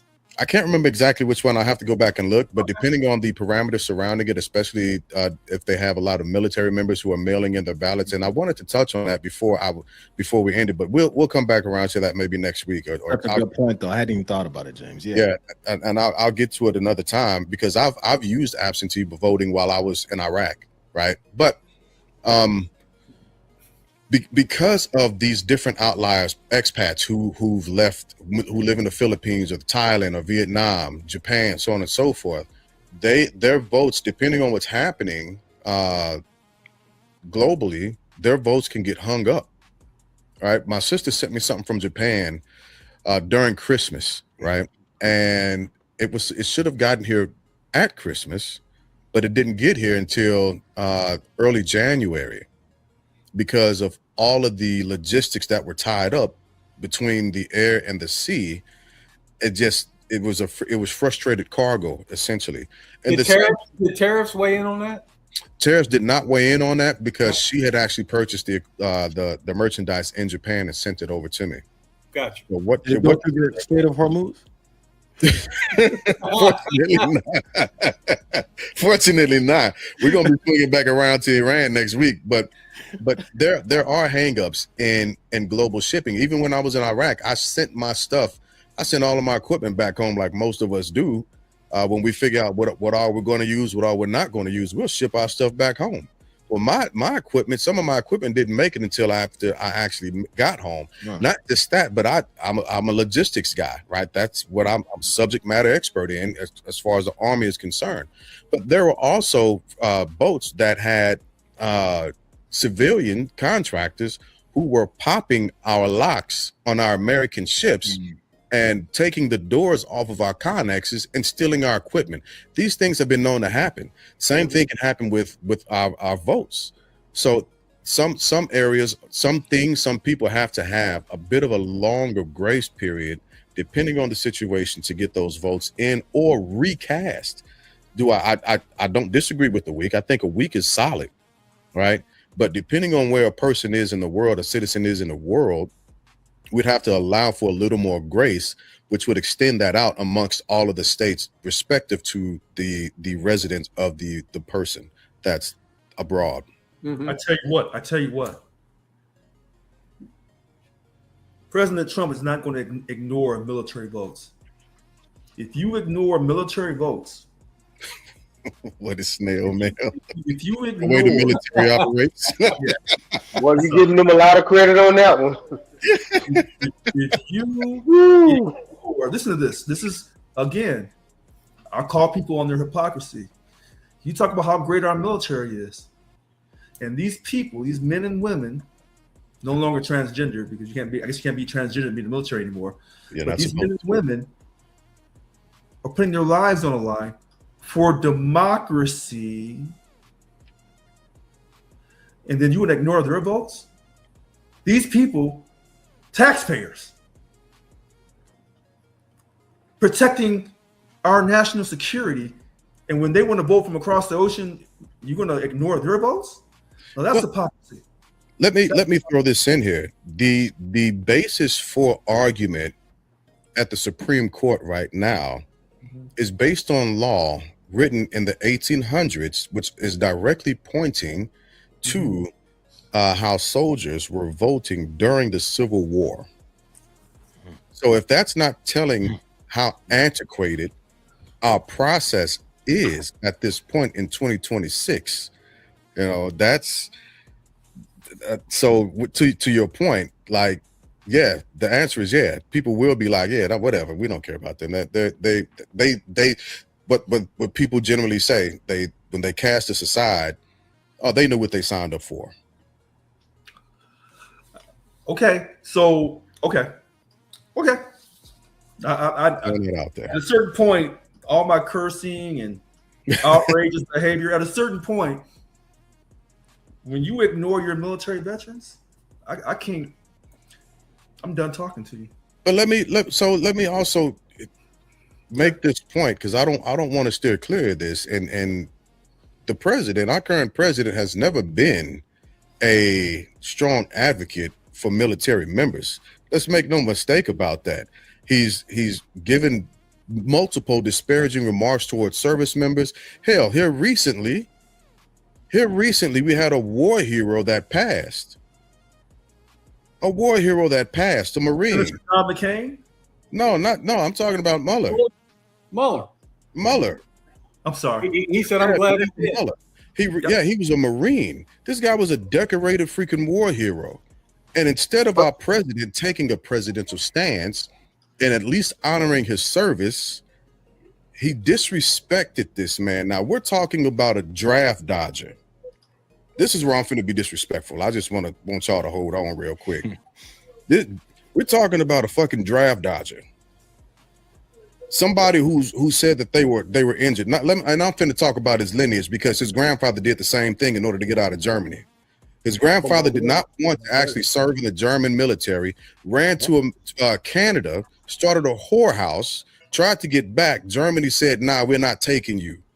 You didn't leave our country the right way. You have to get kicked out. You're no longer a citizen here. Finds his way here. That's his lineage. Let's make no mistake, right? And then he's a draft dodger, talking about a man who risked his life to serve, to not just serve his country, but save his fellow Marine. And he has the galls and audacity to disrespect a freaking war hero who did his job. And I knew you'd walk into that. I'll take it all day. No, because the way he's looking at it is Mueller was trying to put him in jail. So anybody was trying to put him in jail, he was coming. Don't break the law. Right. Right.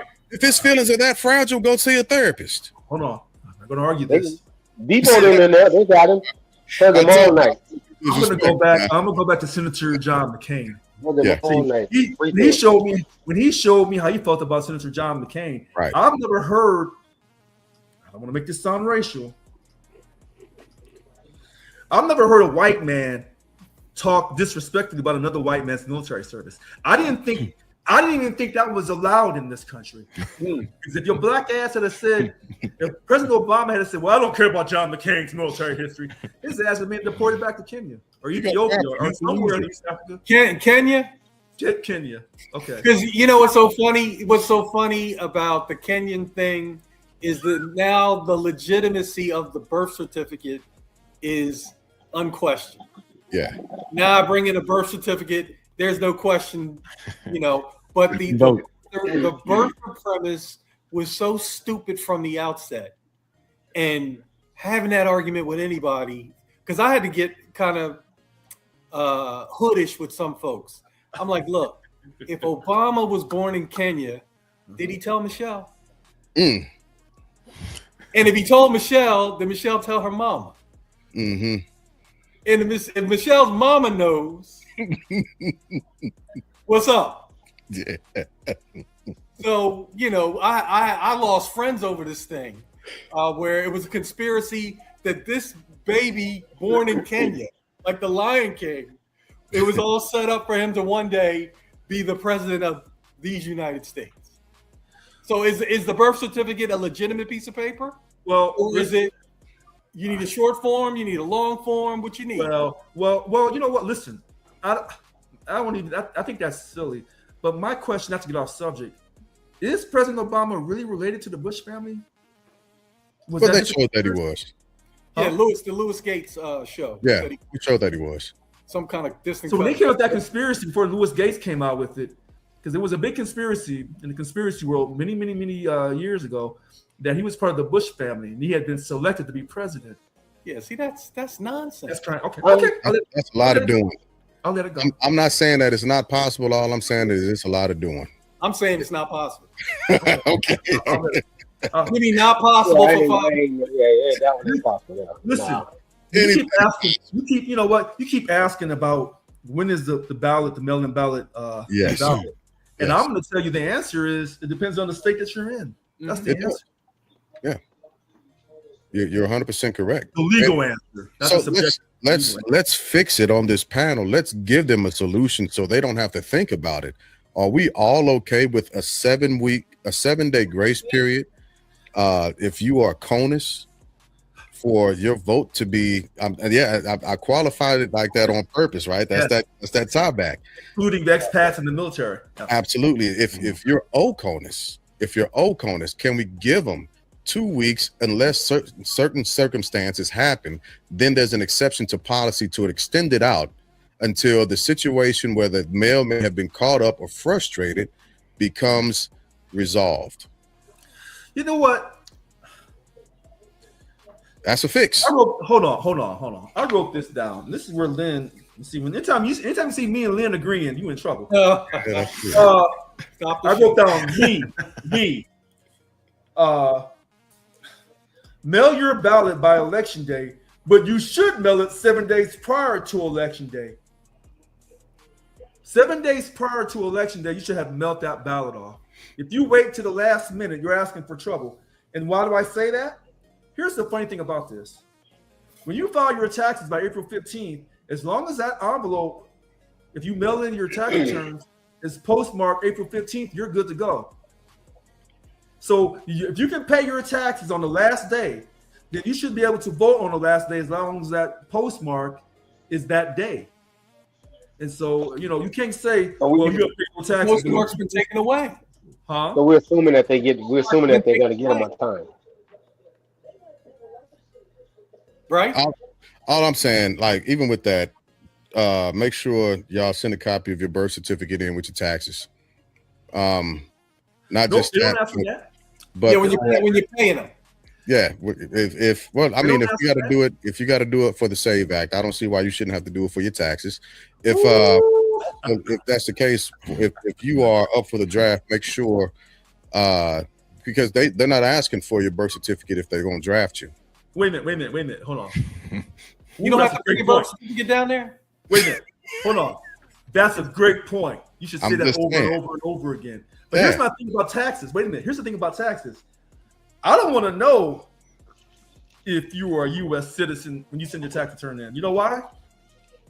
All I want to know is you filed your taxes, and if you owe me money, you pay it. And if you're here illegally, Richard, that's not even a scam.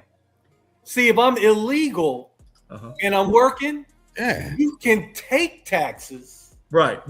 And I can't get them taxes back. That's true too. But if I made so much money and I was claiming 2 exemptions and I owe the federal government $2,000 when I send in my tax return postmark April 15th, 2026, I don't want to ask you if you're a U.S. citizen. All I want to know is your checking account and routing number correct? 2,000? Good enough. Right. Thanks, Miguel. Right. Thanks for all your hard service. So last question for the panel. Last question, and then we'll move on to around the horn. Jay, I'll explain what around the horn is in a second. Last question for the panel: is this whole debate being taken to the Supreme Court about mail-in ballots? Is this actually needed? Is it relevant? Is it something that should be re-examined? And if so, if you say yes, why? Wig, I'll start with you first. Actually, no, I won't. My bad. JR, you haven't had a chance to lead out with one. So this whole fight with over mail-in ballots, is it worth it? I think, okay, so strictly based off of what we've seen, the history behind it, the level of fraudulent voting that comes from mail-in ballots, I don't think so, which I think was the original point that I had. Why are we doing this? So this is my opinion. I think we're doing it to keep more people from voting, or to question the results of votes of these elections, because as we've seen in previous very recent elections, there's been disputes, even though there's been adjudicated, even though it's been challenged, and those challenges have all been listened to, debated, and then rejected afterwards of their validity.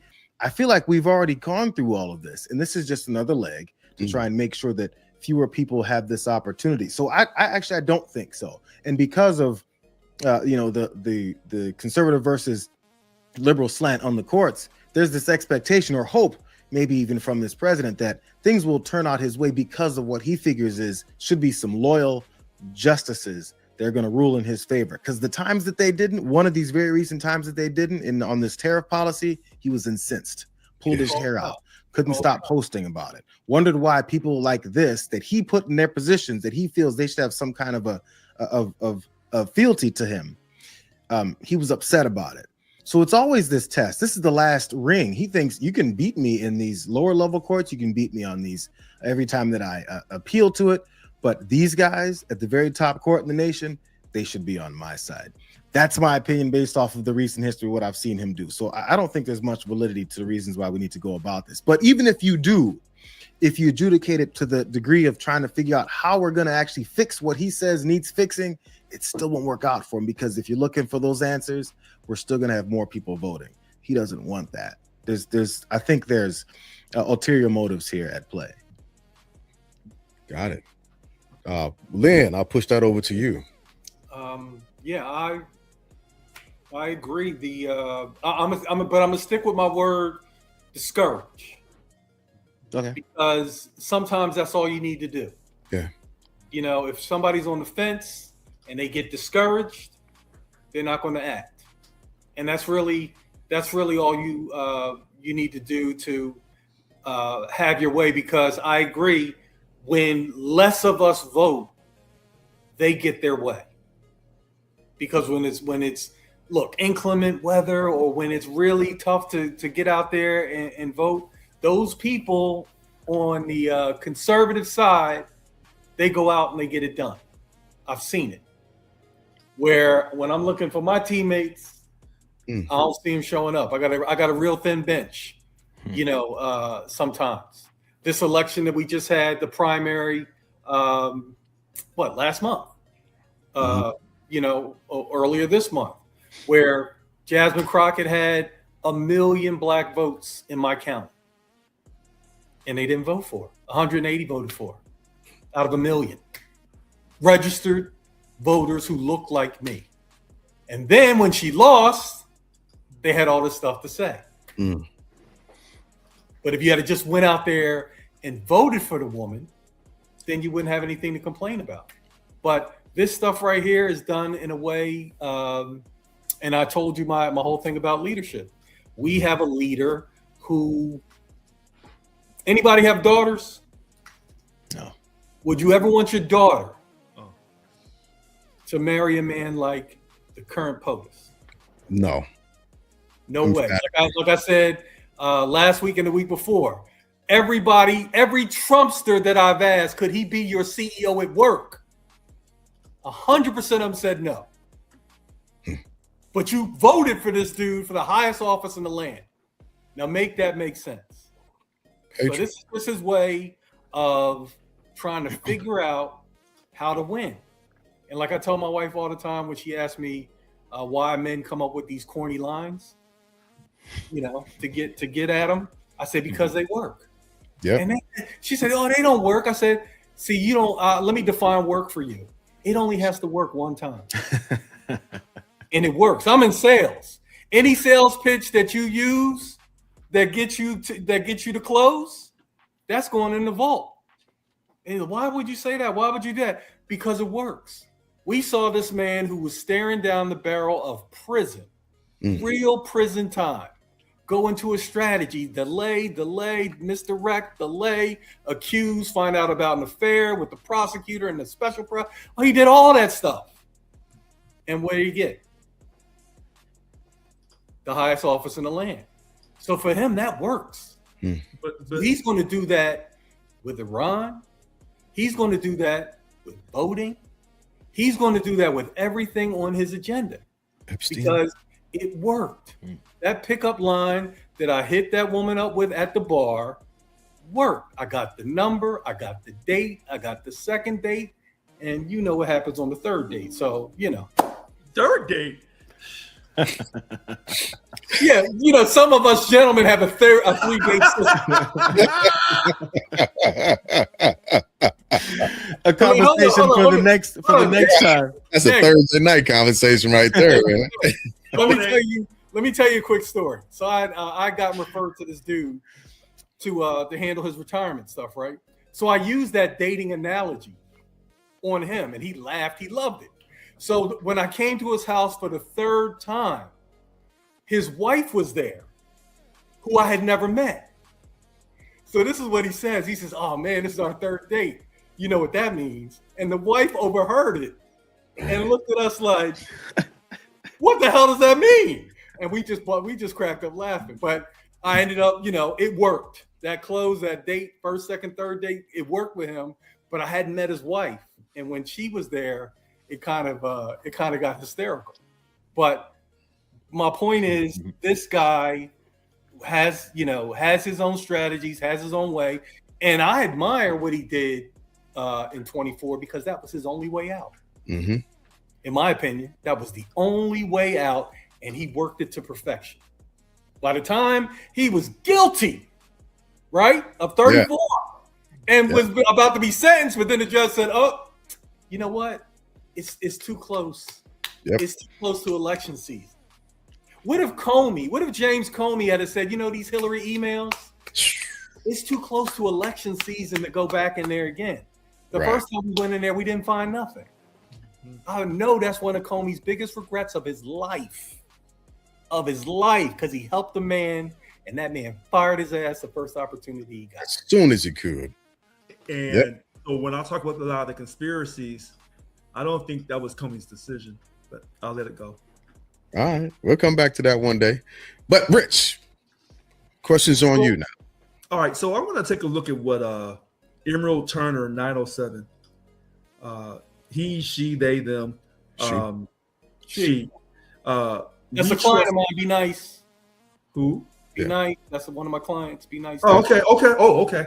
That's my lady's mom. That's my lady's mom. Turner 907. She states, we trust banks, cash apps, phones, images of checks, etc. with our monetary transactions. Why are voting machines not trusted? Isn't voting similar to a transaction? Emerald Turner 907. I agree with you. I agree. And I've been saying this for the longest. If I can talk to someone over in China and you tell me you can't create a voting machine, somebody's lying to me. And you should be able to vote online from East Africa and be done. And our vote should be able to be counted that day on election day. Hackability is the problem with that. Okay. It is, I agree. But so when people talk about especially coming from Africa. Well, or Europe. So wait a minute. So we can pay online and pay Amazon, don't get hacked. But when it comes to voting, it'll get hacked. Actually, our information is sold daily through those transactions, but that's another story for another time. Okay. Well, I'm gonna agree with Emerald Turner 907. But to get to the point, I'm glad this has got brought up. The Supreme Court is going to make some decisions. Of course, they got to get, President Trump a win because of the tariff situation. Agreed. And you know what I really wish?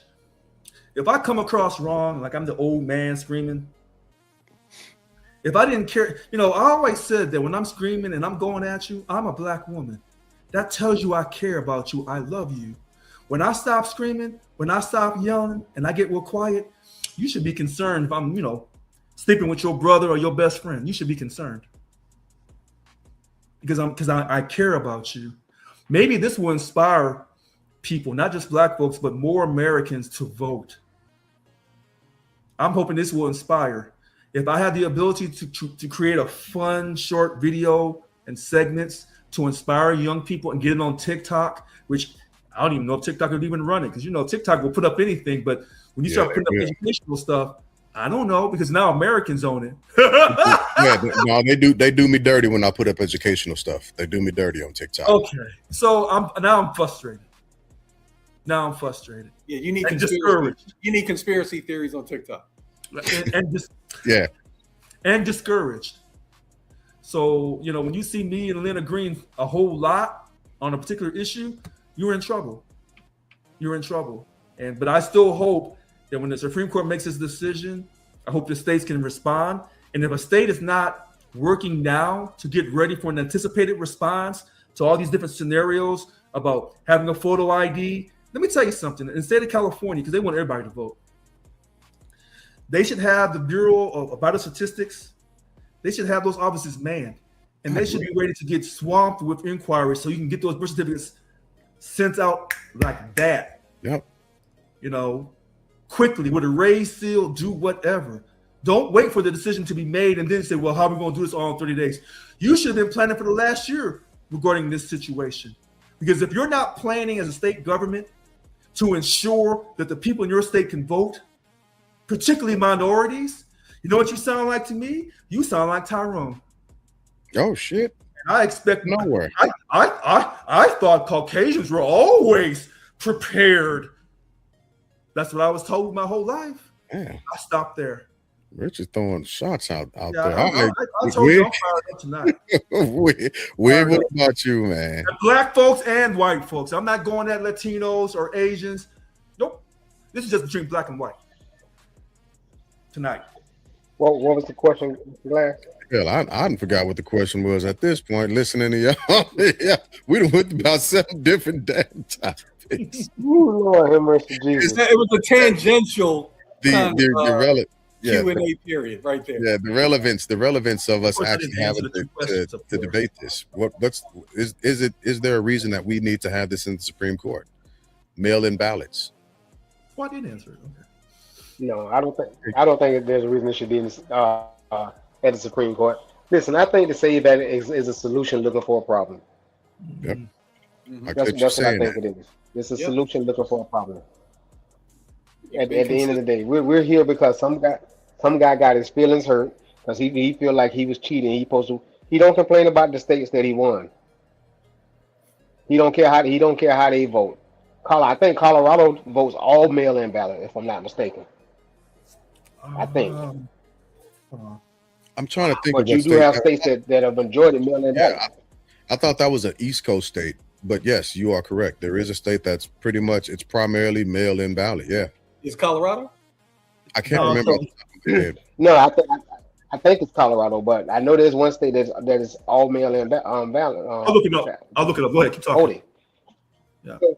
So if we're saying that, the hypocrisy of some of the people, not trying to get off track, but the hypocrisy of some of the people that vote for him, that support this guy, say, before this right here, it's my states' rights. Now you don't hear them saying states' rights anymore. There's no states' rights out there. They took it off like they took that red hat off. Mm-hmm. You know what I'm saying? So no, this is a solution looking for a problem, because this guy, as he said in his own words, if we lose the midterms, they're going to impeach me. He's correct.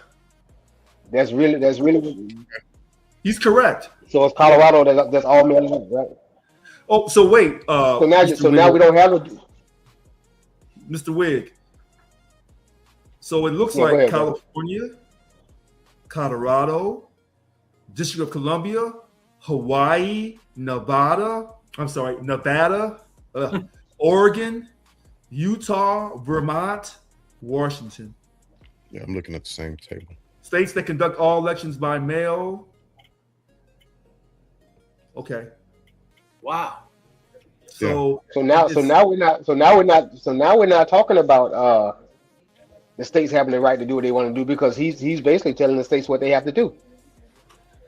well, the Supreme Court will make a ruling, but like James said, will this cause Congress to get up off its tail and work together bipartisan and override the Supreme Court? I doubt it. No. Because They have remember, no I choice, didn't know. but they don't have a choice though. Well, remember, Now, I don't I'm just think saying most they don't have a choice because that's their job. The court can't Well- make is not making the law. They're supposed Congress passes law. Yeah. and look, most people Supreme Court look at Justice Ketanji, Supreme Court Justice Ketanji Brown Jackson. We always thought the Constitution gave all the power to the states, but Congress is allowed to amend those rules regarding the time, place, and manner that the states do their ballot count. I'm gonna double check that, but yeah. Well, that's what she's saying, Yeah, and I don't really have any reason to not believe her. and she didn't get checked that on Monday when she said that. If she had said that wrong, trust me, the other justices would have came in flying in on her. Yeah. Go ahead, Wig, and then we got to push over at the to end of- around. So yeah. So, but at the end of the day, again, this is a solution looking for a problem.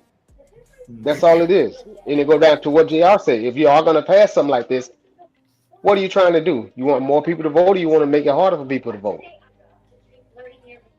That's really what it comes down to. All the other side knows, and that's not real quick, James. That's just one portion of it. Then the states are going to make some places. The polls are going to be. They're going to have less places to vote in and where they're at. Yep.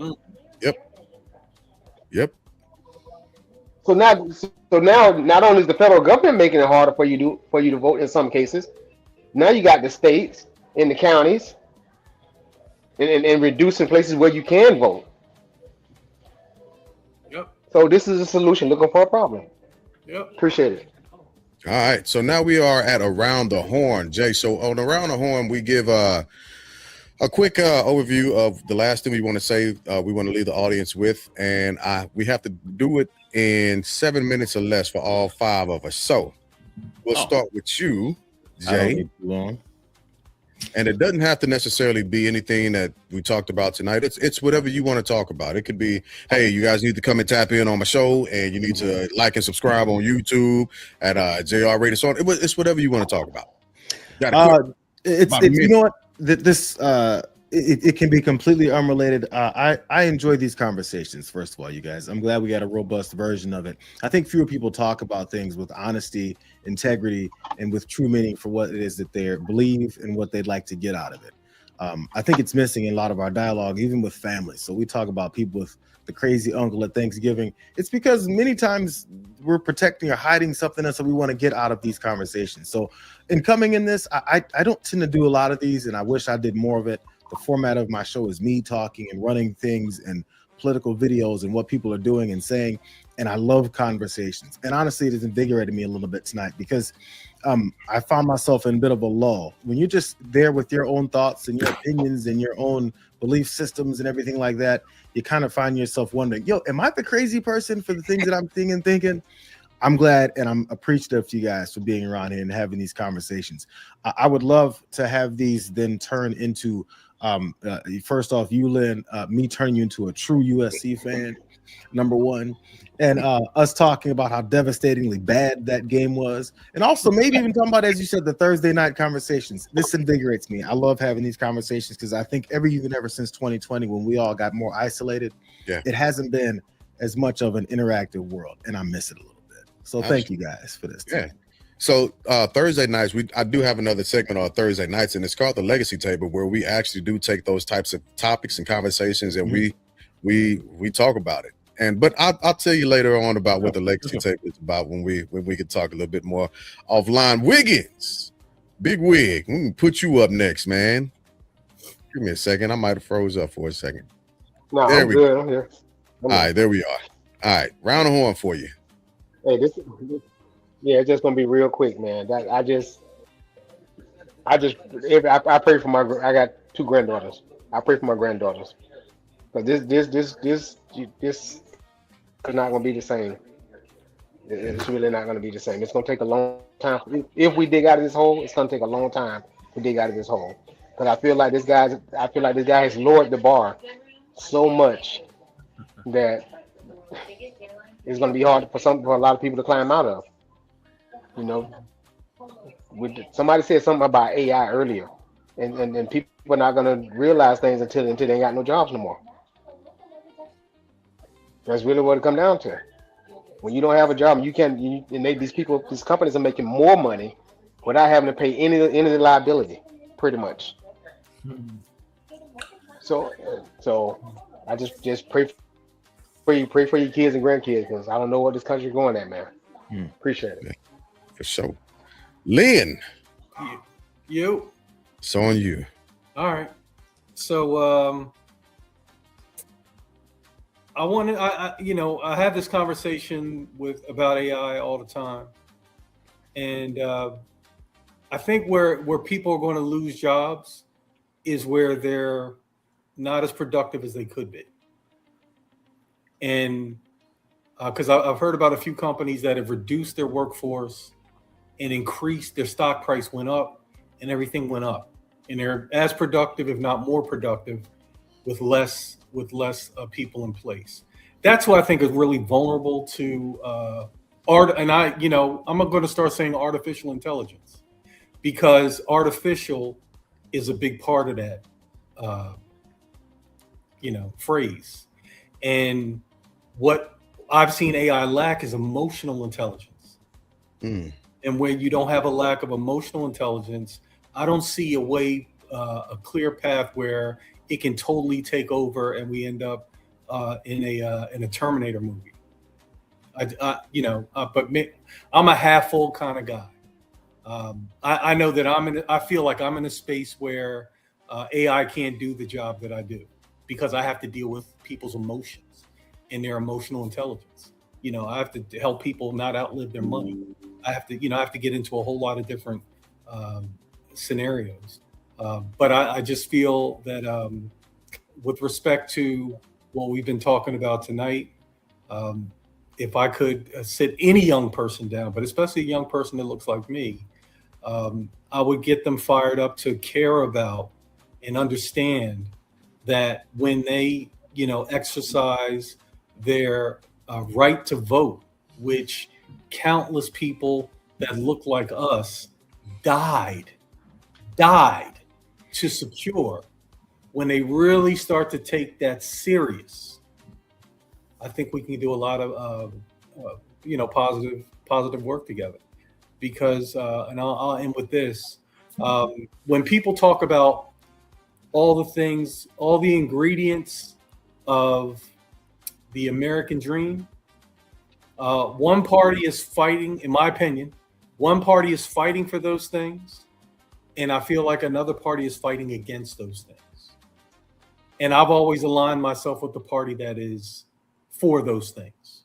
And unfortunately, I found that the execution by that party that is fighting for good stuff has a lot to be desired.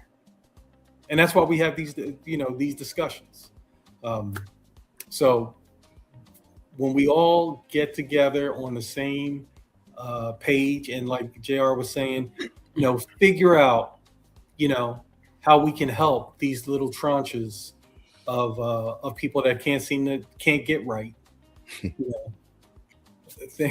Things will get a lot better. And one last thing, JR, when my grandfather retired from being a Baptist preacher in LA, I marched into the ballroom with the USC band.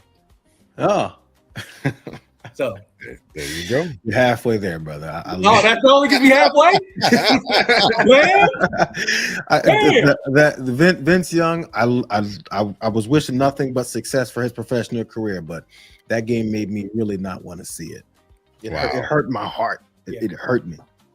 Yeah, it was tough. It was He tough. he was great that day. He was great. And I'll tell you, when it was 6 minutes and 42 seconds left, I looked at my grandfather and I said, USC is going to lose. And they were up 12.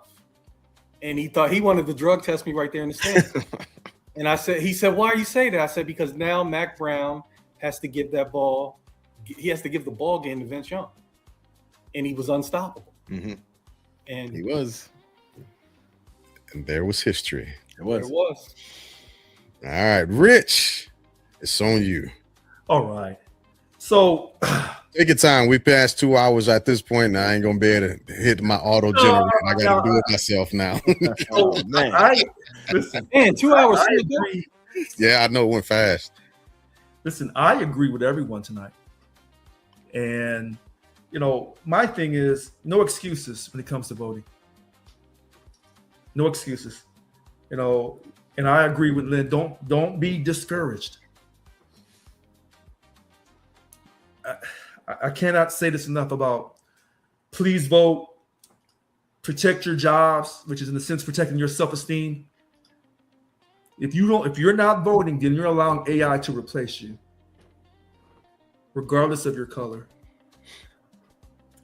Lynn said something that caught my attention about he looked at, the glass half full, because that's a question they ask you in job interviews to judge your personality, to judge your attitude. I guess I'm a little crazy because I'm kind of like, well, was the glass full from the beginning or was it empty from the beginning? Here you go. No, hold on. Answering questions with questions. Here you go. Hold on. So here we go. So we could get through the night without. No, I think you're agreeing with that too. No, wait a minute. Again, when someone says, when he made the point, I look at things as the glass half full. My view is, was the glass completely full or was it completely empty? How did we get here for you to ask me that question? And I think for African Americans, we came over here and the glass was empty. And you'll see where I'm going with this, Lynn. And this is why I get so perturbed about voting, because I was stuck on stupid for a lot of years until I started voting. Voting creates equality in a sense. Your vote doesn't outweigh my vote. And then voting also kind of gives some type of equity, even though we didn't start in the same place. But it helps to give some form of equity. And that's why I get so upset about us not voting. And I'm not telling people they have to vote Democrat or Republican, because I don't think neither one of those parties, because one party tells me they love me, but they're lying. The other party tells me they don't love me and they never will. Fair enough. Fair enough. So with that being said, I don't want the SAVE Act to discourage people. And I hope people are not waiting to try to get their birth certificate. If you don't have your birth certificate now, you need to write in and get it if you're concerned about them trying to hold your vote, particularly if you're African American and you're in one of the southern states. If you're not contacting to get your birth certificate, you should actually have two. Make sure it has a raised seal or it's certified. Because some black folks say that they will go stand in line. And if you go stand in line on election day and that line's too long, and they say, well, you've been standing in line, we close at 6, everybody in line should be able to vote. That's the way it should work. But you and I both know it won't work like that. Some of you say that we don't trust mail-in ballot, even though you can take the ballot to the post office, get a postmark on it.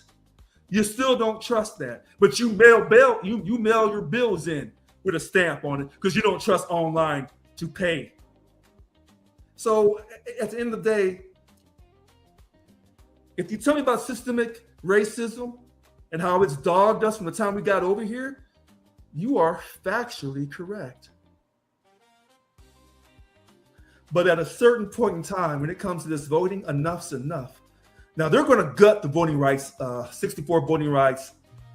Oh, God, is that right? No, 65 voting rights act. I think 65, section 2. They're going to gut that, okay? They're going to gut it. Don't get upset. Get your birth certificate. Get your social security card. try to get a passport. You say, well, I can't really afford no passport. Yes, you can. Yeah, you can. You can afford to buy weed at the weed store that's now legal, because when you were selling it when it was illegal, they threw your black ass in jail. But now it's legal. Every white. Mm. Let me stop. So, I have confidence in you, other African Americans, Black Americans, sisters and brothers. I have confidence, and I'm saying with a big smile on my face, that you can vote.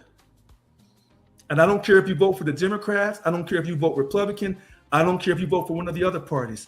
Just exercise your right to vote to show that you are equal to your counterparts outside the community. Because if you don't do that, then you're showing that you're inferior. And I know we're not inferior. We never were. We are. Woo!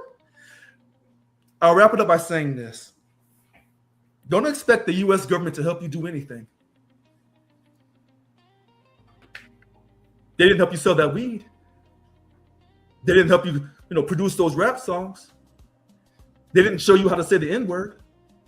They didn't show you how to have a kilo of cocaine. They didn't show you that. That you learned on your own. So you can learn this on your own too if you put your mind to it. See, this idea that we as Black folks, that we don't have the intellect, we don't have the emotional ability, I refuse to accept that, because I know who we are. And I don't care how much your pants sag and how much gold you stick in your mouth and how you feel about what you're up against. I still love you. I still believe in you. Can you please take time to vote? Please. Thank you for your time. I'm Richard Lewis Brown. Give me 1 second. One of my daughters sent me a text message, because why not do it now, involving the cat?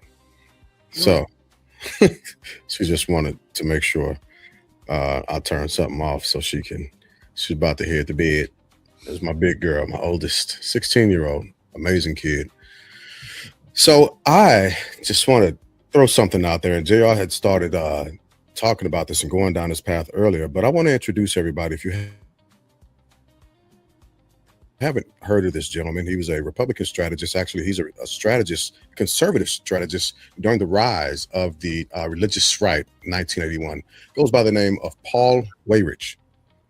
And one of his strategies is something that I spoke about a while ago, a continuation of that Alexander Stevenson back in 1861 mentioned or alluded to in the Cornerstone speech. All of this is a continuation. All of this is a continuation to get America back to a certain type of principle for a certain type of person. One of the misconceptions is when they speak about American citizens, they're not talking about us. When they're talking about people of value, they're not thinking of us. They're not saying that with us in mind. And I want to remind people of a term that Dr. Cornel West said is being actually felt and seen a lot more now than what it has before. And that's a vast niggerization of people. But let me go back to Mr. Paul Weyrich, the religious right strategist, political strategist. And what he said was, and I said this once before, but it's a reminder. I don't want everybody to vote. As a matter of fact, our leverage in the election, quite candidly, goes up as the voting populace goes down. Elections have consequences, family. Gas prices. Elections have consequences, family. Service members that are dying in Iran. Elections have consequences, family. ICE running rampant. Elections have consequences, family. Kids not being able to afford college. Elections have consequences, family. $39 trillion deficit. Election has consequences. A request for an additional $200 billion to fund a quick peruse around the Middle East. Elections have consequences, family. There's still not been a wall built. Elections have consequences, family. SNAP was denied on purpose. Elections have consequences, family. We are dealing with healthcare increases dramatically. Elections have consequences, family. So when you are told that your vote doesn't matter, remember, elections have consequences, and they literally spend billions of dollars so you don't vote. It's propagandized so that you do not vote. I'm going to start a small series next week, and the only thing that I'm going to continuously say is to go vote.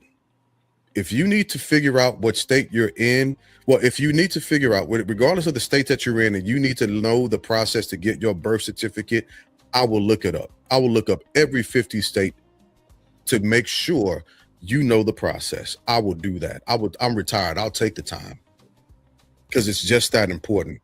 We've said it on this podcast once before. If you need a birth certificate and you don't have one, you need to send us an email. You need to reach out to us. FBLpodcast@gmail.com. I'm going to switch that soon. It's going to be a little bit more professional, but right now that's where we are. Let us know how we can assist and meet you where you are. You're a citizen of the United States of America. And if we claim to be the moral fiber of this world, we need to act on that because elections have consequences. You do one, I'll do that. Say again? I'll match you. If someone contacts you, if two people contact you, I'll back up my mouth. You do one, and then I'll do the other one. Deal. And then that's fair. Yeah. We can definitely do that. So that's all I have to say for my around the horn moment. I will get off my soapbox. And Jay, I appreciate you for staying and hanging in with us, man. And we're gonna chop it up a little bit after in the background once we hop off. If you want to hang out with us for a little bit, we'll see. We'll see. My wife says. I'm sure she. Yeah. I know that. Actually, there goes the text. I got it right. I definitely get it, brother. But I absolutely appreciate you. Hey, Jair, I have the fix. Put your wife's name beside your name. Yeah. Like you got it evens it all out. Yeah. It does. Have her come on because we'd love to hear what she has to say as well, man. Her voice matters also. Absolutely. Equally. Okay. My lady's been on. Stephanie has been on. So everybody is invited. It's done that way on purpose. Mm-hmm. It's done that way on purpose. Yeah. Okay. Yeah. It's to have cross-pollination, intersectionality. I want to hear from everybody. I want to see. I'm trying to find out what I don't know so that we can get there. I like finding my points of ignorance so I can fix that. 100%. I love that philosophy.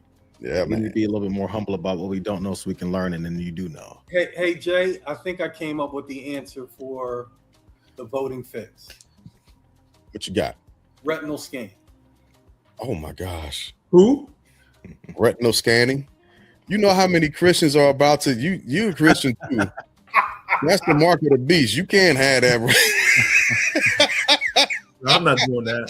Yeah. You see, You not gonna put your eyes up to the scanner. No, I ain't doing all that. Is that how you open that safe in your house? Lynn, if you can put your eyes up on the scanner, then just put in your forehead, put your whole financial information and health chart in your forehead, and just call it a day. That's how. Yeah. I'm okay. This is how great inventions are stopped in their tracks. Right. The government already got me. I just finished 27 years, so I can't escape unless I just literally grow off grid. But anyway, that's neither here nor there. Jay, again, thank you for hopping on as well. Panel, always great discussion. I appreciate y'all, and for everybody who is watching and will watch, thank you for spending some time with us. You could have been anywhere else in the world, but you decided to hang out with us, and again, we appreciate that. So with that being said, thank you all for coming out. God bless and good night. Good night.